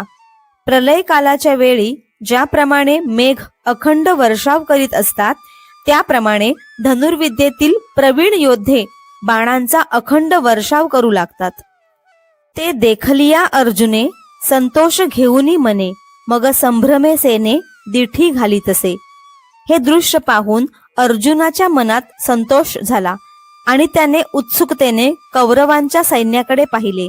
तव संग्रामी सज्ज जाहले, सकळ कौरव देखिले, तव लीला धनुष्य उचलिले पंडू कुमरे. त्यावेळी युद्धासाठी सज्ज झालेले कौरव त्याला दिसले. अर्जुनाने सहज लीलेने आपले धनुष्य उचलले. ऋषिकेशंतदा वाक्यमिदमाह महीपते. अर्जुन उवाच सेनयोरुभयोर्मध्ये रथं स्थापयमेच्युत. हे राजा, त्यावेळी अर्जुन श्रीकृष्णास म्हणाला, माझा रथ दोन्ही सैन्याच्या मध्यभागी नेऊन उभा करावा. ते वेळी अर्जुन म्हणतसे देवा, आता झडकरी रथ पेलावा, नेऊनी मध्ये घालावा दोही दळा. त्यावेळी अर्जुन म्हणाला, हे देवा, रथ लवकर हाक आणि दोन्ही सैन्याच्या मध्यभागी नेऊन उभा कर. यावदेतान निरीक्षे है योद्धुकामानवस्थितान, कैर्मया सह योद्धव्यमस्मिन् रणसमुद्यमे. युद्ध करण्यासाठी उभे असलेल्यांचे मी निरीक्षण करतो आणि मला कोणाबरोबर युद्ध करायचे आहे ते पाहतो. योत्स्यमानान वेक्षे हैय एतेऽत्र समागताः, धार्तराष्ट्रस्य दुर्बुद्धेर्युद्धे प्रियचिकीर्षवः. दुर्बुद्धी असणाऱ्या दुर्योधनाला यश मिळावे या हेतूने जे योद्धे आले आहेत त्यांना मी पाहतो. ते वेळी अर्जुन म्हणतसे देवा, आता झडकरी रथ पेलावा, नेऊनी मध्ये घालावा दोही दळा. त्यावेळी अर्जुन म्हणाला, हे देवा, रथ लवकर हाक आणि दोन्ही सैन्याच्या मध्यभागी नेऊन उभा कर. जव मी नावेक, हे सकळ वीर सैनिक, न्याहाळीन अशेख झुंजते जे. येथे युद्धासाठी जे आलेले आहेत त्या वीर सैनिकांना मी थोडा वेळ पाहणार आहे. तोपर्यंत तू रथ येथे उभा कर. एथ आले असती आघवे, परी कवणेसी म्या झुंजावे, हे रणी लागे पहावे म्हणवून या. या युद्धभूमीवर सर्व वीर आले आहेत, तरी मला कोणाशी युद्ध करायचे आहे ते प्रारंभी पाहिले पाहिजे. बहुत करुणी कौरव, हे आतुर दुस्वभाव, वांटी वावीण हाव बांधिती झुंजी. कौरव वीर दृष्ट स्वभावाचे असून युद्धासाठी उतावळे झाले आहेत. त्यांच्या राज्यात सुबत्ता असतानाही ते निष्कारण युद्धाची इच्छा करतात. झुंजाची आवडी धरिती, परी संग्रामी धीर नभती, हे सांगोनी रायाप्रती काय संजयो म्हणे. त्यांना युद्धाची आवड तर आहे, परंतु संग्रामामध्ये लागणारे धैर्य त्यांच्याजवळ नाही, इतके बोलून संजय पुढे म्हणाला. संजय उवाच एव मुक्त्यो ऋषिकेशो गुडाकेशेन भारत, सेनयोरुभयोर्मध्ये स्थापयित्वा रथोत्तमम्. अर्जुनाने असे सांगितल्यावर श्रीकृष्णाने दोन्ही सैन्याच्या मध्यभागी उत्कृष्ट असलेला तो रथ उभा केला. भीष्मद्रोण प्रमुखतः सर्वेषांच महीक्षिताम्, उवाच पार्थ पश्यैतान् समवेतान् कुरुनिति. भीष्म, द्रोण आणि इतर राजांच्या समोर रथ उभा करून श्रीकृष्ण म्हणाले, या युद्धासाठी एकत्र जमलेल्या कौरवांना बघ. तत्रापश्चात् स्थितान् पार्थ पितॄनथ पितामहान्, आचार्यान् मातुलान् भ्रातॄन् पुत्रान् पौत्रान् सखींस्तथा. त्यानंतर अर्जुनाने दोन्ही सैन्यात उभे असलेले आपले काका, आजे, आचार्य, मामे भाऊ, पुत्र, नातू तसेच मित्र, सासरे आणि स्नेही पाहिले. श्वशुरान् सुहृदश्चैव सेनयोरुभयोरपि, तान् समीक्षस कौन्तेय सर्वान् बंधूनवस्थितान्. त्या उभ्या असलेल्या सर्व बांधवांना पाहून करुणेने व्याकुळ झालेल्या अर्जुनास अत्यंत खेद झाला आणि तो बोलू लागला. आईका अर्जुन इतुके बोलिला, तव श्रीकृष्णे रथ पेलिला, दोही सैन्या माझी केला उभा तेणे. हे राजा, पुढे ऐका. अर्जुन एवढे बोलला इतक्यात श्रीकृष्णाने रथ हाकला व तो दोन्ही सैन्यांच्या मध्ये उभा केला. जेथ भीष्म द्रोणादिक जवळिकेची सन्मुख, पृथ्वीपती आणिक बहुत आहाती. ज्या ठिकाणी भीष्म, द्रोण इत्यादी आदी करून आप्त संबंधी व आणखी पुष्कळ राजे समोर उभे होते. तेथ स्थिर करून या रथू अर्जुन असे पाहतू, तो दळभार समजतू संभ्रमेसी. त्या ठिकाणी रथ थांबवून अर्जुन संभ्रमाने सर्व सैन्य समुदाय पाहू लागला. मग देवा म्हणे, देख देख हे गोत्र गुरु अशेख, तव कृष्ण मनी नावेक विस्मो जाहला. अर्जुन म्हणाला, हे देवा, बघा बघा, या रणांगणावर जमलेले आमचेच गोत्रज भाऊबंध व गुरु आहेत. हे ऐकून श्रीकृष्णाच्या मनात क्षणभर आश्चर्य वाटले. तो आपण या आपण म्हणे, एथ काही कवण जाणे, हे मनी धरिले येणे परी काही आश्चर्य असे. श्रीकृष्ण विचार करू लागले, अर्जुनाच्या मनात काय आले कोण जाणे, हे काहीतरी विलक्षणच असावे. ऐसी पुढील से घेतू, तो सहजे जाणे हृदयस्थू, परी उगा असे निवांतू तिये वेळी. श्रीकृष्ण सर्वांच्या हृदयामध्ये विराजमान असल्यामुळे त्यांनी ते सहज जाणले, परंतु त्यावेळी ते काही न बोलता स्तब्ध राहिले. तव तेथ पार्थ सकळ, पितृ पितामह केवळ, गुरु बंधू मातुळ देखता जाहला. त्यावेळी अर्जुनाने रणांगणावर आपले चुलते, आजोबा, गुरु, बंधू, मामा यांना पाहिले.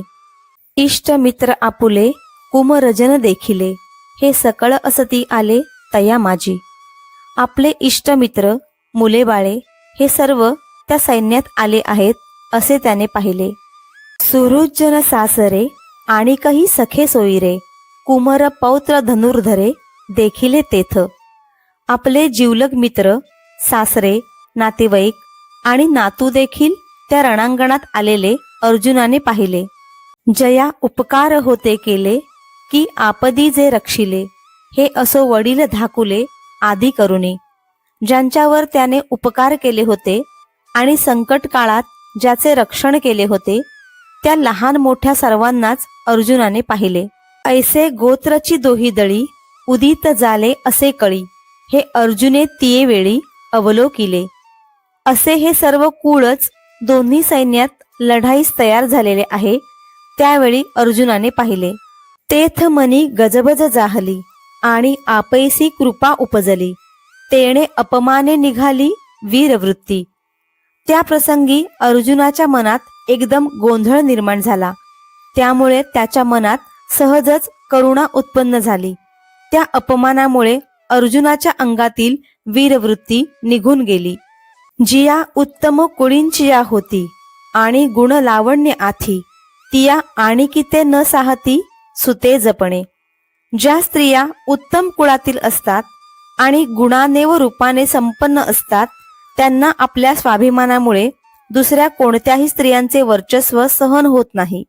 नविये आवडीचे निभरे, कामुक निजवनिता विसरे, मग पाडेविण अनुसरे भ्रमला जैसा.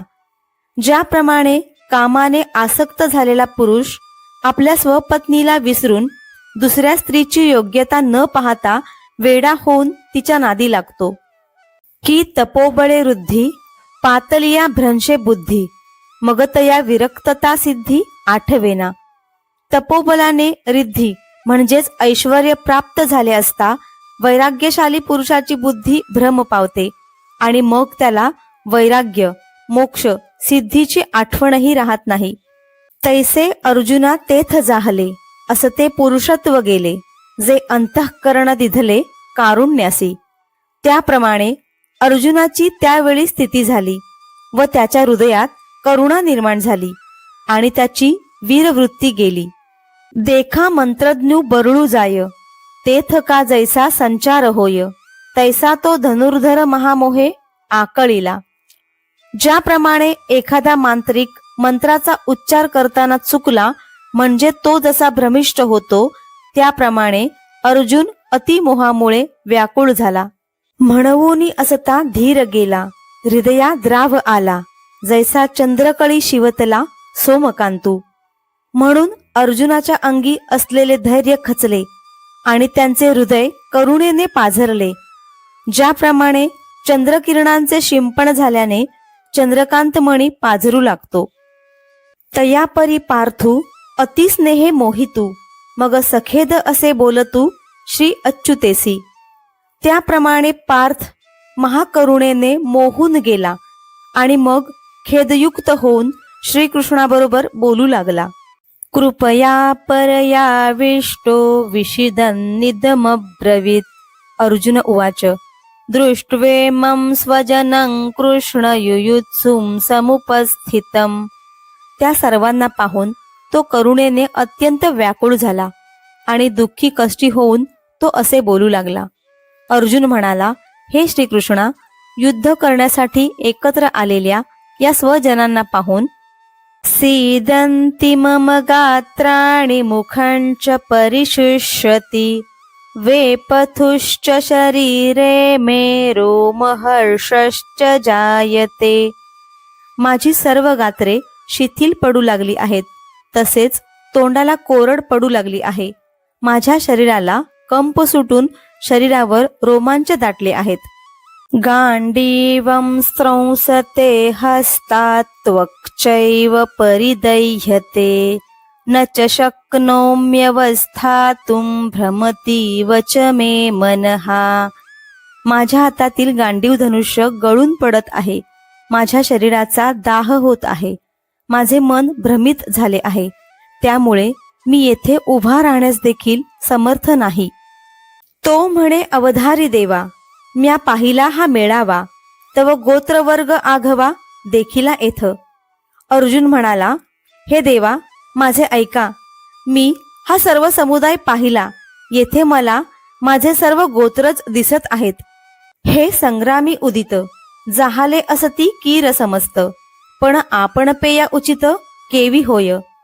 हे सर्वजण लढाईला उत्सुक झाले आहेत, हे खरे, परंतु त्यांच्याबरोबर आपणास युद्ध करणे कसे उचित होईल. येणे नावेची नेणो काही, मज आपण पे सर्वथा नाही, मन बुद्धी ठाई स्थिर नोहे. यांच्याशी युद्ध करण्याच्या विचाराने मला काही सुचत नाही.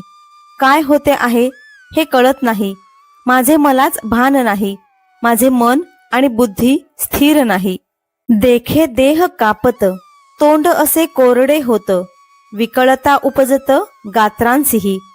पहा, माझा देह कापत आहे, तोंडाला कोरड पडली आहे आणि सगळ्या गात्रांना शिथिलता आलेली आहे. सर्वांगा कांटाळा आला, अति संताप उपजला, तेथ बेंबळा हातू गेला गांडीवाचा. माझ्या सर्वांगावर रोमांच, काटा उभा राहिला आहे. माझ्या मनाला अतिशय यातना होत आहेत आणि गांडीव धनुष्य धरण्याचे सामर्थ्यही राहिले नाही. ते न धरतची निष्ठले, परी नेण्याची हातोनी पडिले, ऐसे हृदय असे व्यापिले मोहे येणे. हे धनुष्य हाती न धरल्याने गळून पडले, परंतु हातातून केव्हा गळून पडून गेले हे देखील मला कळाले नाही. या मोहाने माझे हृदय असे घेरले आहे. जे वज्रापासोनी कठीण, दुर्धर अति दारुण, तयाहोनी असाधारण, हे स्नेह नवल. खरोखर माझे अंतःकरण वज्रापेक्षा कठीण आहे. कोणाला दाद न देणारे अतिखंबीर असे आहे. परंतु काय आश्चर्य, त्यापेक्षाही या आप्तेष्टांचा मोह आश्चर्यकारक आहे. जेणे संग्रामी हरू जिंतीला, निवात कवचांचा ठावो फेडिला, तो अर्जुन मोहे कवळीला क्षणा माझी. ज्याने युद्धामध्ये शंकरांनाही जिंकले आणि निवात कवच नावाच्या राक्षसांचा ठाव ठिकाणाही नाहीसा केला, तो अर्जुन आप्तेष्ठांना पाहून एका क्षणामध्ये मोहाने ग्रासला गेला. जैसे भ्रमरभेदी कोडे, भलतैसे काष्ट कोरडे, परी कळिके माझी सापडे कोवळीये. भ्रमर हा वाळलेले कठीण लाकूड सहज कोरतो, परंतु कोवळ्या कमळकळीमध्ये रात्रभर अडकून पडतो. तेथ उत्तीर्ण होईल प्राणे, परी ते कमळदळ चिरू नेणे. तैसे कठीण कोवळेपणे स्नेह देखा. तो त्या ठिकाणी प्राणास मुकेल, परंतु कमळाविषयीच्या स्नेहामुळे तो कमळकळी कोरून बाहेर पडत नाही. त्याप्रमाणे आपल्या आप्त लोकांची मोह ममता कोवळी असली तरी त्यातून बाहेर पडणे महाकठीण आहे. हे आदिपुरुषाची माया, ब्रह्मेयाही न येची आया. म्हणूनी भुलविला ऐके राया, संजयो म्हणे. संजय म्हणाला, हे धृतराष्ट्र राजा, हा मोह म्हणजे परमात्म्याची माया आहे. ही ब्रह्मदेवालाही आकळली जात नाही. म्हणूनच या मायेने अर्जुनालाही मोहित केले आहे. अवधारी मगतो अर्जुनो, देखोनी सकळ स्वजनू. विसरला अभिमानू संग्रामींचा. हे राजा, अर्जुनाने आपले सर्व स्वजन पाहिले आणि युद्धातील सर्व अभिमान तो विसरून गेला. कैसी नेणे सदयता, उपनली तेथे चिंता. मग म्हणे कृष्णा आता, नसीजे येथ. रणांगणावर अर्जुनाच्या मनात दयाभाव कसा निर्माण झाला हे कळत नाही. तो म्हणाला, हे कृष्णा, आपण आता येथे राहू नये. माझे अतिशय मन व्याकुळ, होतसे वाचा बरळ. जे वधावे हे सकळ, येणे नावे. या सर्व स्वजनांचा वध करावयाचा आहे या विचाराने माझे मन अति व्याकुळ झाले आहे आणि माझी बोबडी वळली आहे. निमित्तानि च पश्यामि विपरीतानि केशव, न च श्रेयोनुपश्यामि हत्वा स्वजन माहवे. हे केशवा, मला ही सर्व लक्षणे विपरीत दिसत आहेत आणि युद्धात स्वजनांचा वध करून कोणतेही श्रेय लाभेल असे दिसत नाही. या कौरवा जरी वधावे, तरी युधिष्ठिरादिका का न वधावे. हे येर येरे आघवे, गोत्रज आमुचे. या कौरवांना मारणे जर योग्य असेल तर धर्मराजादिकांना का बरे मारू नये. कारण की हे सर्व आणि आम्ही एकमेकांचे नातलग आहोत. म्हणून जळो हे झुंज, प्रत्यया नये मज. येणे काय काज महापापे. म्हणून असले हे युद्धच नको. मला हे युद्ध योग्य वाटत नाही. एवढे महापाप करण्याची काय जरुरी आहे. देवा बहुता परी पाहता, येथ वोखटे होईल झुंजता. वरी काही चुकविता लाभू आथी. हे देवा, अनेक दृष्टीने विचार केला असता यावेळी युद्ध केले तर त्याचा परिणाम वाईट होईल, पण ते जर टाळले तर काही लाभ होईल. न कांक्षे विजयं कृष्ण, न च राज्यं सुखानि च. किन्नो राज्येन गोविंद, किं भोगैर्जीवितेन वा. हे श्रीकृष्णा, मला विजयाची आकांक्षा नाही किंवा राज्याची आणि सुखाची आता इच्छा उरलेली नाही. हे गोविंदा, राज्य सुखोपभोग मिळून तरी काय उपयोग, अथवा आम्हाला जगून तरी काय उपयोग. येषामर्थे कांक्षितन्नो राज्यं भोगा सुखानि च. तैमेव स्थिता युद्धे प्राणांस्त्यक्त्वा धनानि च. आम्ही ज्यांच्यासाठी राज्यभोग आणि सुख यांची इच्छा करायची ते स्वजन, संपत्ती आणि जीवाची पर्वा न करता युद्धासाठी उभे ठाकले आहेत. आचार्याः पितरः पुत्रास्तथैव च पितामहाः. मातुला श्वशुराः पौत्रा श्याला संबंधिनस्तथा. आचार्य, वडील, पुत्र, त्याप्रमाणे आजोबा, मामा, सासरे, नातू, मेव्हणे आणि इतर नातलग येथे युद्धासाठी जमले आहेत. तया विजयवृत्ती काही, मद सर्वथा काज नाही. एवं राज्य तरी काही, हे पाहून या. अशा प्रकारे विजय प्राप्त करण्याची मला मुळीच इच्छा नाही. गोत्रजांना ठार मारून मिळवलेले राज्य तरी काय करायचे. या सकळांते वधावे, मग जे भोग भोगावे. ते जळोत आघवे पार्थू म्हणे. अर्जुन म्हणाला, या सर्वांना मारून जे भोग भोगावयाचे त्या सगळ्यांना आग लागो. तेणे सुखे विण होईल, ते भलतैसे साही जेल, वरी जीवितही वेची जेल, याची लागी.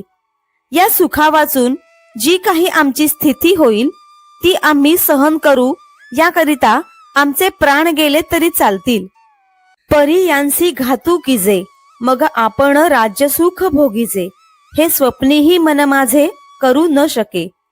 परंतु त्यांचे प्राण घ्यावे आणि आपण राज्यसुख भोगावे, ही गोष्ट स्वप्नात देखील माझ्या मनात येणार नाही. तरी आम्ही का जन्मावे, कवणा लागी जियावे, जरी वडिला या चिंतावे विरुद्ध मने. जर या वडील मंडळींचे अहित आम्ही मनात चिंतले तर आमचा जन्माला येऊन तरी काय उपयोग, आणि आम्ही जगावे तरी कोणासाठी. पुत्रा ते इच्छी कुळ, तयाचे काही हेची फळ, जे निर्दाळीजे केवळ गोत्र आपुले. कुळातील लोक पुत्राची इच्छा करतात, त्याचे हेच का फळ की त्या पुत्राने आपल्याच कुळाचा संहार करावा.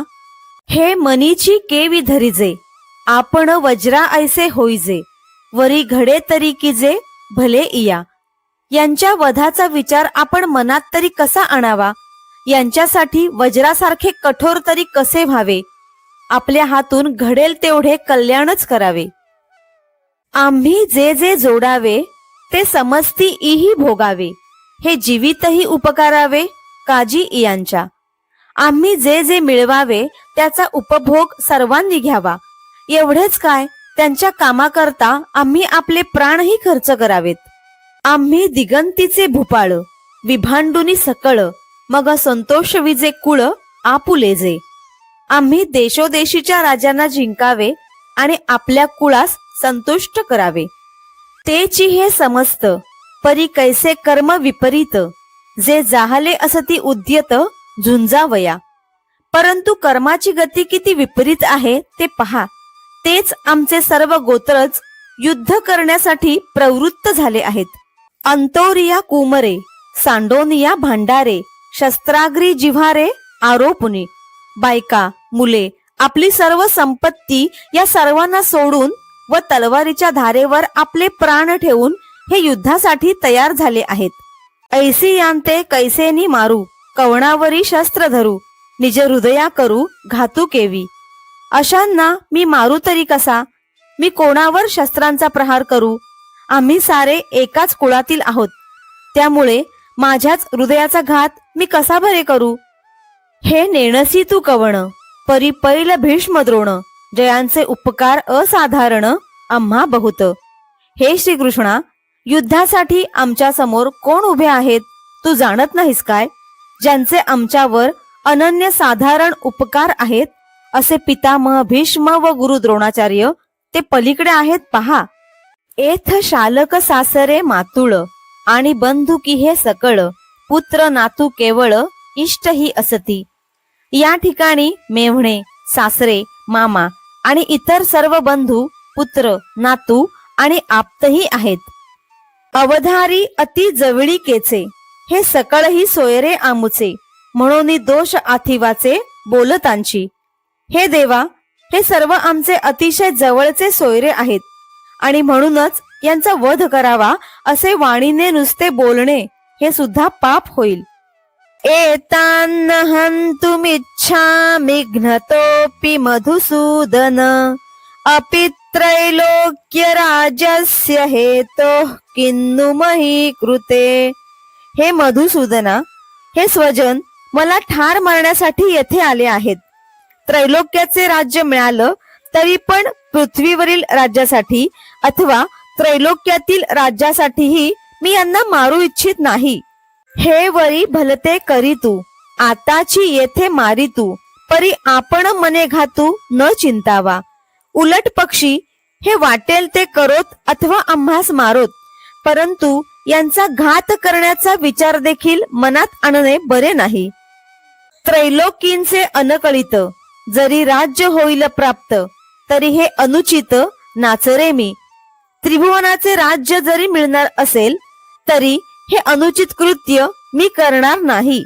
जरी आजी एथ ऐसे कीजे, तरी कवणाच्या मनी उरीजे, सांगे मुख केवी पाहिजे तुझे कृष्णा. जर असे अनुचित कृत्य आम्ही केले तर मग आमच्याविषयी कोणाच्या मनात आदर राहील.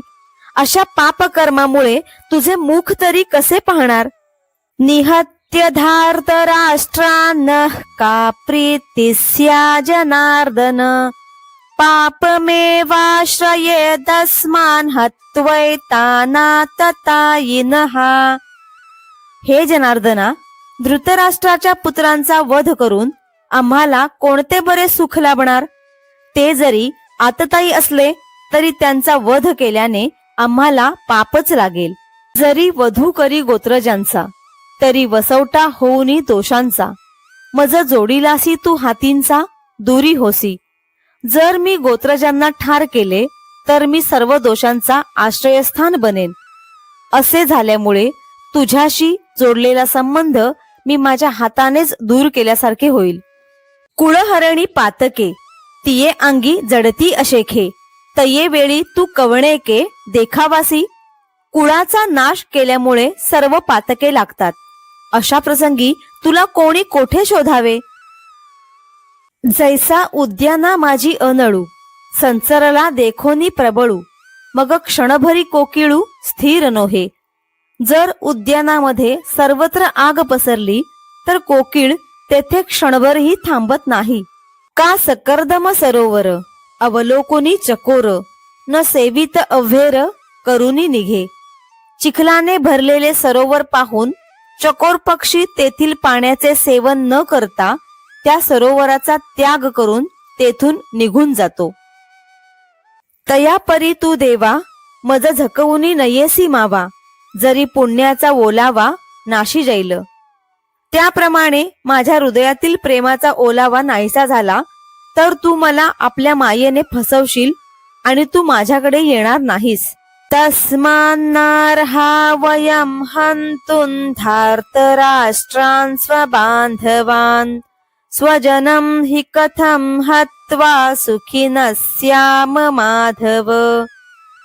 म्हणून हे माधव, कौरव आमचे बांधव आहेत, त्यांना मारणे आम्हाला योग्य नाही. कारण स्वजनांनाच ठार मारून आम्ही कसे बरे सुखी होऊ. म्हणून मी हे न करी, इये संग्रामी शस्त्र न धरी, हे किडाळ बहुती परी दिसत असे. म्हणून मी हे कृत्य करणार नाही, या लढाईमध्ये शस्त्र धरणार नाही. कारण हे युद्ध अनेक प्रकारांनी निंद्य आहे असे मला दिसत आहे. तुझसी अंतराय होईल, मग सांगे आमुचे काय उरेल. तेणे दुःखे हिये फुटेल तुझ वीण कृष्णा. हे श्रीकृष्णा, युद्धाच्या पापामुळे तुझ्याशी ताटातूट होईल तर मग तुझ्या वाचून आमचे या जगात काय राहील. त्या वियोग दुःखानेच आमचे हृदय विदीर्ण होईल. म्हणून कौरव हे वधिजती, मग आम्ही भोग भोगी जती. हे असो मात अघडती, अर्जुन म्हणे. एवढ्याकरिता या कौरवांचा वध करून आम्ही राज्याचे भोग भोगावेत, ही गोष्ट घडणे अशक्य आहे असे अर्जुन म्हणाला. यद्यप्येतेन पश्यन्ति लोभोपहत चेतसः, कुलक्षय कृतं दोषं मित्रद्रोहे च पातकम्. अतिलोभामुळे बुद्धी भ्रष्ट झालेले कौरव कुलक्षयाने होणारा दोष आणि मित्रद्रोहाचे पातक पाहत नाहीत. कथं न ज्ञेयमस्माभिः पापादस्मान्निवर्तितुम्, कुलक्षय कृतं दोषं प्रयश्यद्भिर्जनार्दन. तरी पण हे जनार्दना, कुलक्षयाने होणारा दोष आम्ही जाणतो, त्यामुळे या पापापासून दूर होण्याचा विचार आम्ही का बरे करू नये. हे अभिमान मध्ये भुलले, जरी पा संग्रामा आले, तरी आम्हा हित आपुले जाणावे लागे. कौरव हे अभिमानाच्या मदाने भुलून गेले आहेत, त्यामुळे ते संग्राम करण्यासाठी आले आहेत. तरी आमचे हित कशात आहे हे आम्हाला पाहिले पाहिजे. हे ऐसे कैसे करावे, जे आपुले आपण मारावे, जाणत जाणतांची सेवावे काळकूट. आपलेच आप्त संबंधी मारावे, हे असे भलतेच कसे करावे. काळकूट विष आहे हे कळाले तर ते कसे घ्यावे. हा जी मार्गी चालता पुढा सिंह जाहला अवचिता, तो तव चुकविता लाभू आथी. अहो, वाटेने चालत असता अचानक सिंह आडवा आला तर त्याला चुकवून जाण्यातच हित आहे. असता प्रकाशू सांडावा, मग अंधकूप आश्रावा, तरी तेथ कवण देवा लाभू सांगे. प्रकाशाचा मार्ग सोडून अंधकारमय विहिरीत जाऊन बसणे यामध्ये कोणता लाभ आहे हे देवा तूच सांग बरे. का समोर अग्नी देखोनी, जरी न वचिजे वोसंडोनी, तरी क्षणी एका कवळूनी जाळू सके. किंवा समोर अग्निज्वाला प्रज्वलित आहेत हे पाहून आपण बाजूने गेलो नाही तर त्या अग्निज्वाला एका क्षणात आपणास घेरून जाळून टाकतील. तैसे दोष हे मूर्त, अंगी वाजो असती पाहात, हे जाणताही केवी येथ प्रवर्ताते. तसेच कुलक्षयामुळे होणारे मूर्तिमंत दोष आम्हाला लागतील हे कळल्यावरही आम्ही हे संहाराचे काम कसे बरे करावे. ऐसे पार्थ तिये अवसरी, म्हणे देवा अवधारी, या कल्पशाची थोरी सांगेन तुझ. त्यावेळी असे बोलून पार्थ म्हणाला, देवा ऐका, मी तुम्हाला या पापाचे भयंकर परिणाम सांगतो. कुलक्षये प्रणश्यन्ति कुलधर्मा सनातनाः, धर्मे नष्टे कुलं कृत्स्नमधर्मोऽभिभवत्युत. कुलक्षय झाला की वंश परंपरेने चालत आलेले म्हणजे सनातन कुलाचार कुलधर्म नाहीसे होऊन जातात. त्यामुळे अधर्म सर्व कुल व्यापून टाकतो. जैसे काष्ठे काष्ठ मथिजे, तेथ वन्ही एक उपजे, तेणे काष्ट जात जाळीजे प्रज्वळलेनी. ज्याप्रमाणे लाकडावर लाकूड घासले असता तेथे अग्नी निर्माण होतो, तो अग्नी भडकला म्हणजे सर्व लाकडांना जाळून टाकतो. तैसा गोत्रींची परस्परे, जरी वधू घडे मत्सरे, तरी तेणे महादोषे घोरे कुळ चिनाशे. त्याप्रमाणे कुळातील लोकांनी द्वेषाने परस्पराचा नाश केला तर त्या भयंकर महादोषाने कुळच नाशाला पावते. म्हणून येणे पापे, वंशज धर्मू लोपे, मग अधर्मूची आरोपे कुळा माझी. म्हणून या पापाने वंश परंपरागत आलेल्या कुलधर्माचा लोप होतो आणि मग कुळामध्ये अधर्मच वाढत जातो. अधर्माभिभवात कृष्ण प्रदुष्यन्ति कुलस्त्रियः, स्त्रीषु दुष्टासु वार्ष्णेय जायते वर्णसंकरः. हे कृष्णा, अधर्म वाढला म्हणजे कुलस्त्रिया दुराचारी बनतात. हे वृषणी कुलोत्पन्न कृष्णा, कुलस्त्रिया बिघडल्या की वर्णसंकर उत्पन्न होतो. तेथ सारासार विचारावे, कवणे काय आचरावे, आणि विधी निषेध आघवे पारुषती. तेथे सारासार विचार नाहीसा होतो. कोणी कोणते आचरण करावे व कर्तव्य काय अकर्तव्य काय या सगळ्या गोष्टी लोप पावतात. असता दीपू दवडीजे, मग अंधकारी राहाटीजे, तरी उजूची का अडखळीजे जयापरी. आपल्या जवळ असलेला दिवा विझवून अंधारात चालू लागलो तर चांगल्या जागीही माणूस अडखळतो. तैसा कुळी कुळक्षय होय, तये वेळी तो आद्य धर्मू जाय, मग आन काही आहे पापा वाचुनी. ज्यावेळी कुलक्षय होतो त्यावेळी कुळात परंपरागत चालत असलेल्या धर्माचा लोप होतो. मग तेथे पापाशिवाय दुसरे काय असणार. जै यमनियम ठाकती, तेथ इंद्रिये सैरा विचरती, म्हणून व्याभिचार घडती कुळ स्त्रियांसी. ज्यावेळी इंद्रिये व मन यांचा निग्रह थांबतो त्यावेळी इंद्रिये स्वैर सुटतात, म्हणून कुळ स्त्रियांकडून व्याभिचार घडतो. उत्तम अधमी संचरती, ऐसे वर्णावर्ण मिसळती, तेथ समूळ उपडती जाती धर्म. उच्च वर्णाच्या स्त्रियांचा नीच वर्णाच्या लोकांत संचार होतो, अशा रीतीने वर्णसंकर निर्माण होतो. त्यामुळे जाती धर्म मुळापासून उखडले जातात. जैसी चोहटाची बळी, पाविजे सैरा कावळी, तैसी महापापे कुळी संचरती. ज्याप्रमाणे चव्हाट्यावर ठेवलेल्या बळीवर चारी बाजूनी कावळे येऊन झडप घालतात, त्याप्रमाणे अशा कुळात सर्व बाजूनी महापातके प्रवेश करतात. संकरो नरकायैव कुलघ्नानां कुलस्य च, पतन्ति पितरो ह्येषा लुप्त पिंडोदक क्रियाः, वर्णसंकर हा कुलक्षय करणाऱ्यांना आणि सर्व कुळाला नरकात टाकण्यास कारण होतो. कारण पिंडदान आणि तर्पण इत्यादी क्रियांचा लोप झाल्यामुळे त्यांचे पितर सुद्धा पतन पावतात. मग कुळातया अशेखा आणि कुळघातका येर येरा नरका जाणे आथी. मग त्या वर्णसंकर झालेल्या कुळाला आणि कुळाचा घात करणाऱ्या अशा दोघांनाही नरकात जावे लागते. देखे वंशवृद्धी समस्त या परी होय पतित, मग वोवांडिती स्वर्गस्थ पूर्वपुरुष.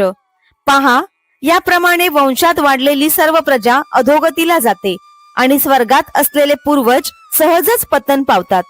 जेथ नित्यादी क्रिया ठाके आणि नैमित्तिक क्रिया पारुखे तेथ कवणा तिळोदके कवण अर्पी.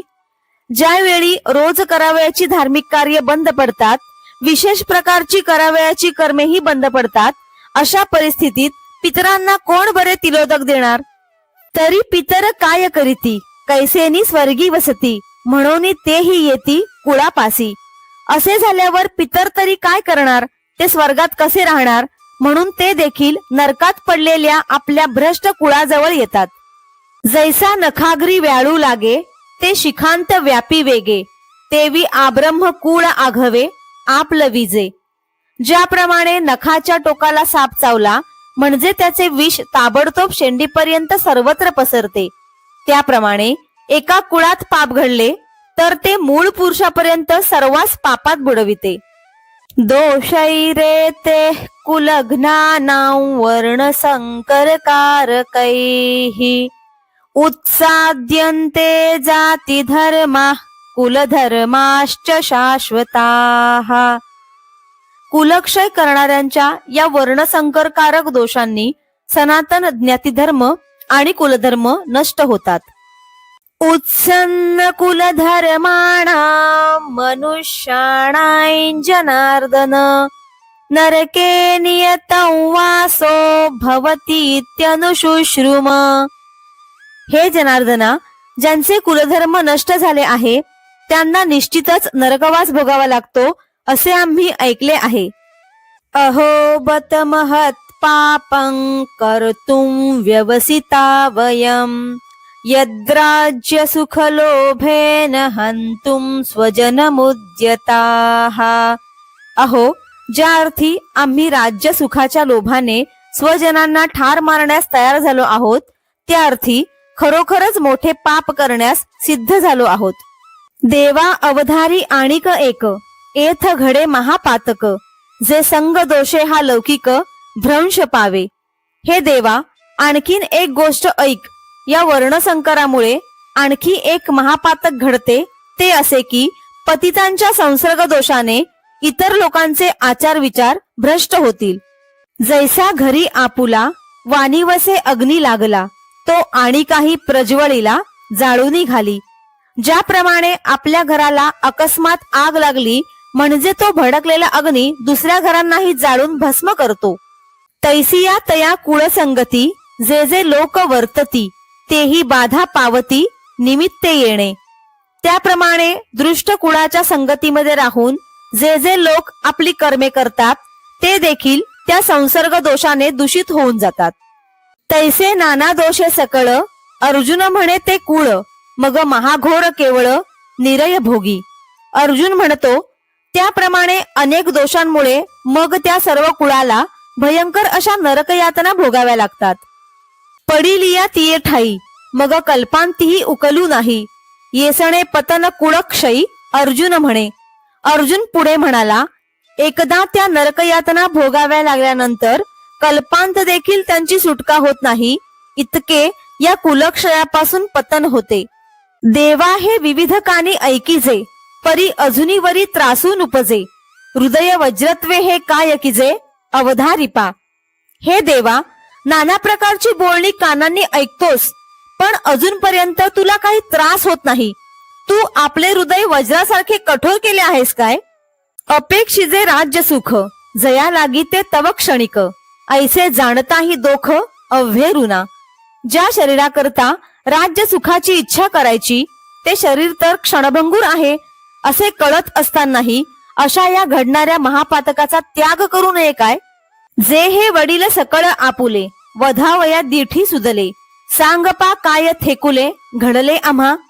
हे जे समोर सर्व वाड वडील जमले आहेत त्यांचा वध करावा या दृष्टीने त्यांच्याकडे पाहिले तरी सुद्धा थोडे पाप घडले काय हे तूच सांगावे.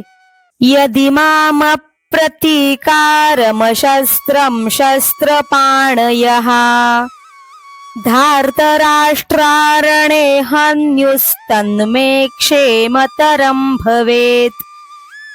जर शस्त्ररहित आणि प्रतिकार न करणाऱ्या मला शस्त्रधारी कौरव रणांगणावर मारतील तर त्यांचे ते मारणे देखील मला अधिक कल्याणकारी होईल. आता यावरी जे जियावे तयापासूनही हे बरवे, जे शस्त्रे सांडूनी सहावे बाण यांचे. असे करून जगण्यापेक्षा आपण शस्त्रे टाकून कौरवांचे वार सहन करावेत हे उत्तम. तयावरी होय जितुके, ते मरणही वरी निके, परी येणे कल्मशे चाड नाही. असे केल्याने दुःख भोगावे लागले तरी चालेल, तसेच शेवटी मृत्यू आला तरी ते चांगले आहे. परंतु यांचा वध करून पातक करण्याची माझी इच्छा नाही. ऐसे देखुनी सकळ अर्जुने आपुले कुळ, मग म्हणे राज्य ते केवळ निरय भोगू. याप्रमाणे अर्जुनाने आपले सर्व कुळ पाहून म्हटले की यांचा नाश करून मिळवलेले राज्य म्हणजे केवळ नरकभोग आहे. संजय उवाच एवमुक्त्वार्जुन संख्ये रथोपस्थ उपाविशत् विसृज्य सशरैश्चापं शोक संविघ्न मानसः. संजय म्हणाला, रणांगणावर शोकाकुल चित्ताने अर्जुनाने असे बोलून बाणासह धनुष्य टाकून देऊन तो रथाखाली उडी टाकून रथामागच्या भागाजवळ बसला.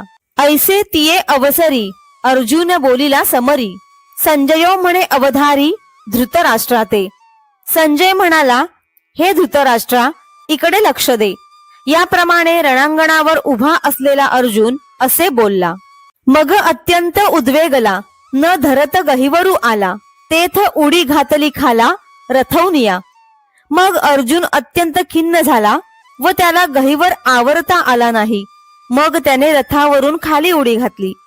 जैसा राजकुमार पदच्युतू सर्वथा होय उपहतू, का रवी राहुग्रस्तू प्रभाहिनू. ज्याप्रमाणे अधिकारावरून दूर झालेला राजपुत्र सर्व दृष्टीने निस्तेज होतो किंवा जसा राहूने ग्रासलेला सूर्य तेजरहित होतो.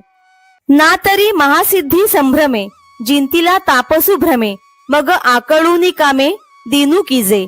अथवा महासिद्धीच्या मोहाने पछाडलेला तपस्वी भुलून जातो आणि मग तप सोडून कामनेच्या चक्रात सापडून दीन होतो. तैसा तो धनुर्धरू अत्यंत दुःखे जर्जरू, दिसे जेथ रहंवरू त्यजिला तेणे. त्याप्रमाणे अर्जुनाने जेव्हा रथाचा त्याग केला तेव्हा तो धनुर्धारी अर्जुन दुःखाने फार व्याप्त झालेला दिसला. मग धनुष्य बाण सांडिले, न धरत अश्रुपात आले, ऐसे ऐक राया वर्तले संजयो म्हणे. संजय म्हणाला, हे राजा ऐक. तेथे अशी गोष्ट घडली की अर्जुनाने धनुष्य बाण टाकून दिले. त्याला रडू आवरेनासे झाले, म्हणजेच त्याच्या डोळ्यातून सारख्या अश्रुधारा वाहू लागल्या. आता यावरी तो वैकुंठ नाथू, देखोनी सखेद पार्थू, कवणे परी परमार्थू निरूपिल. आता यावर तो वैकुंठपती श्रीकृष्ण अर्जुनाला दुःखी झालेले पाहून कोणत्या प्रकारे परमार्थाचा उपदेश करतील ते सविस्तर पुढारी कथा अति सकौतुक ऐकता.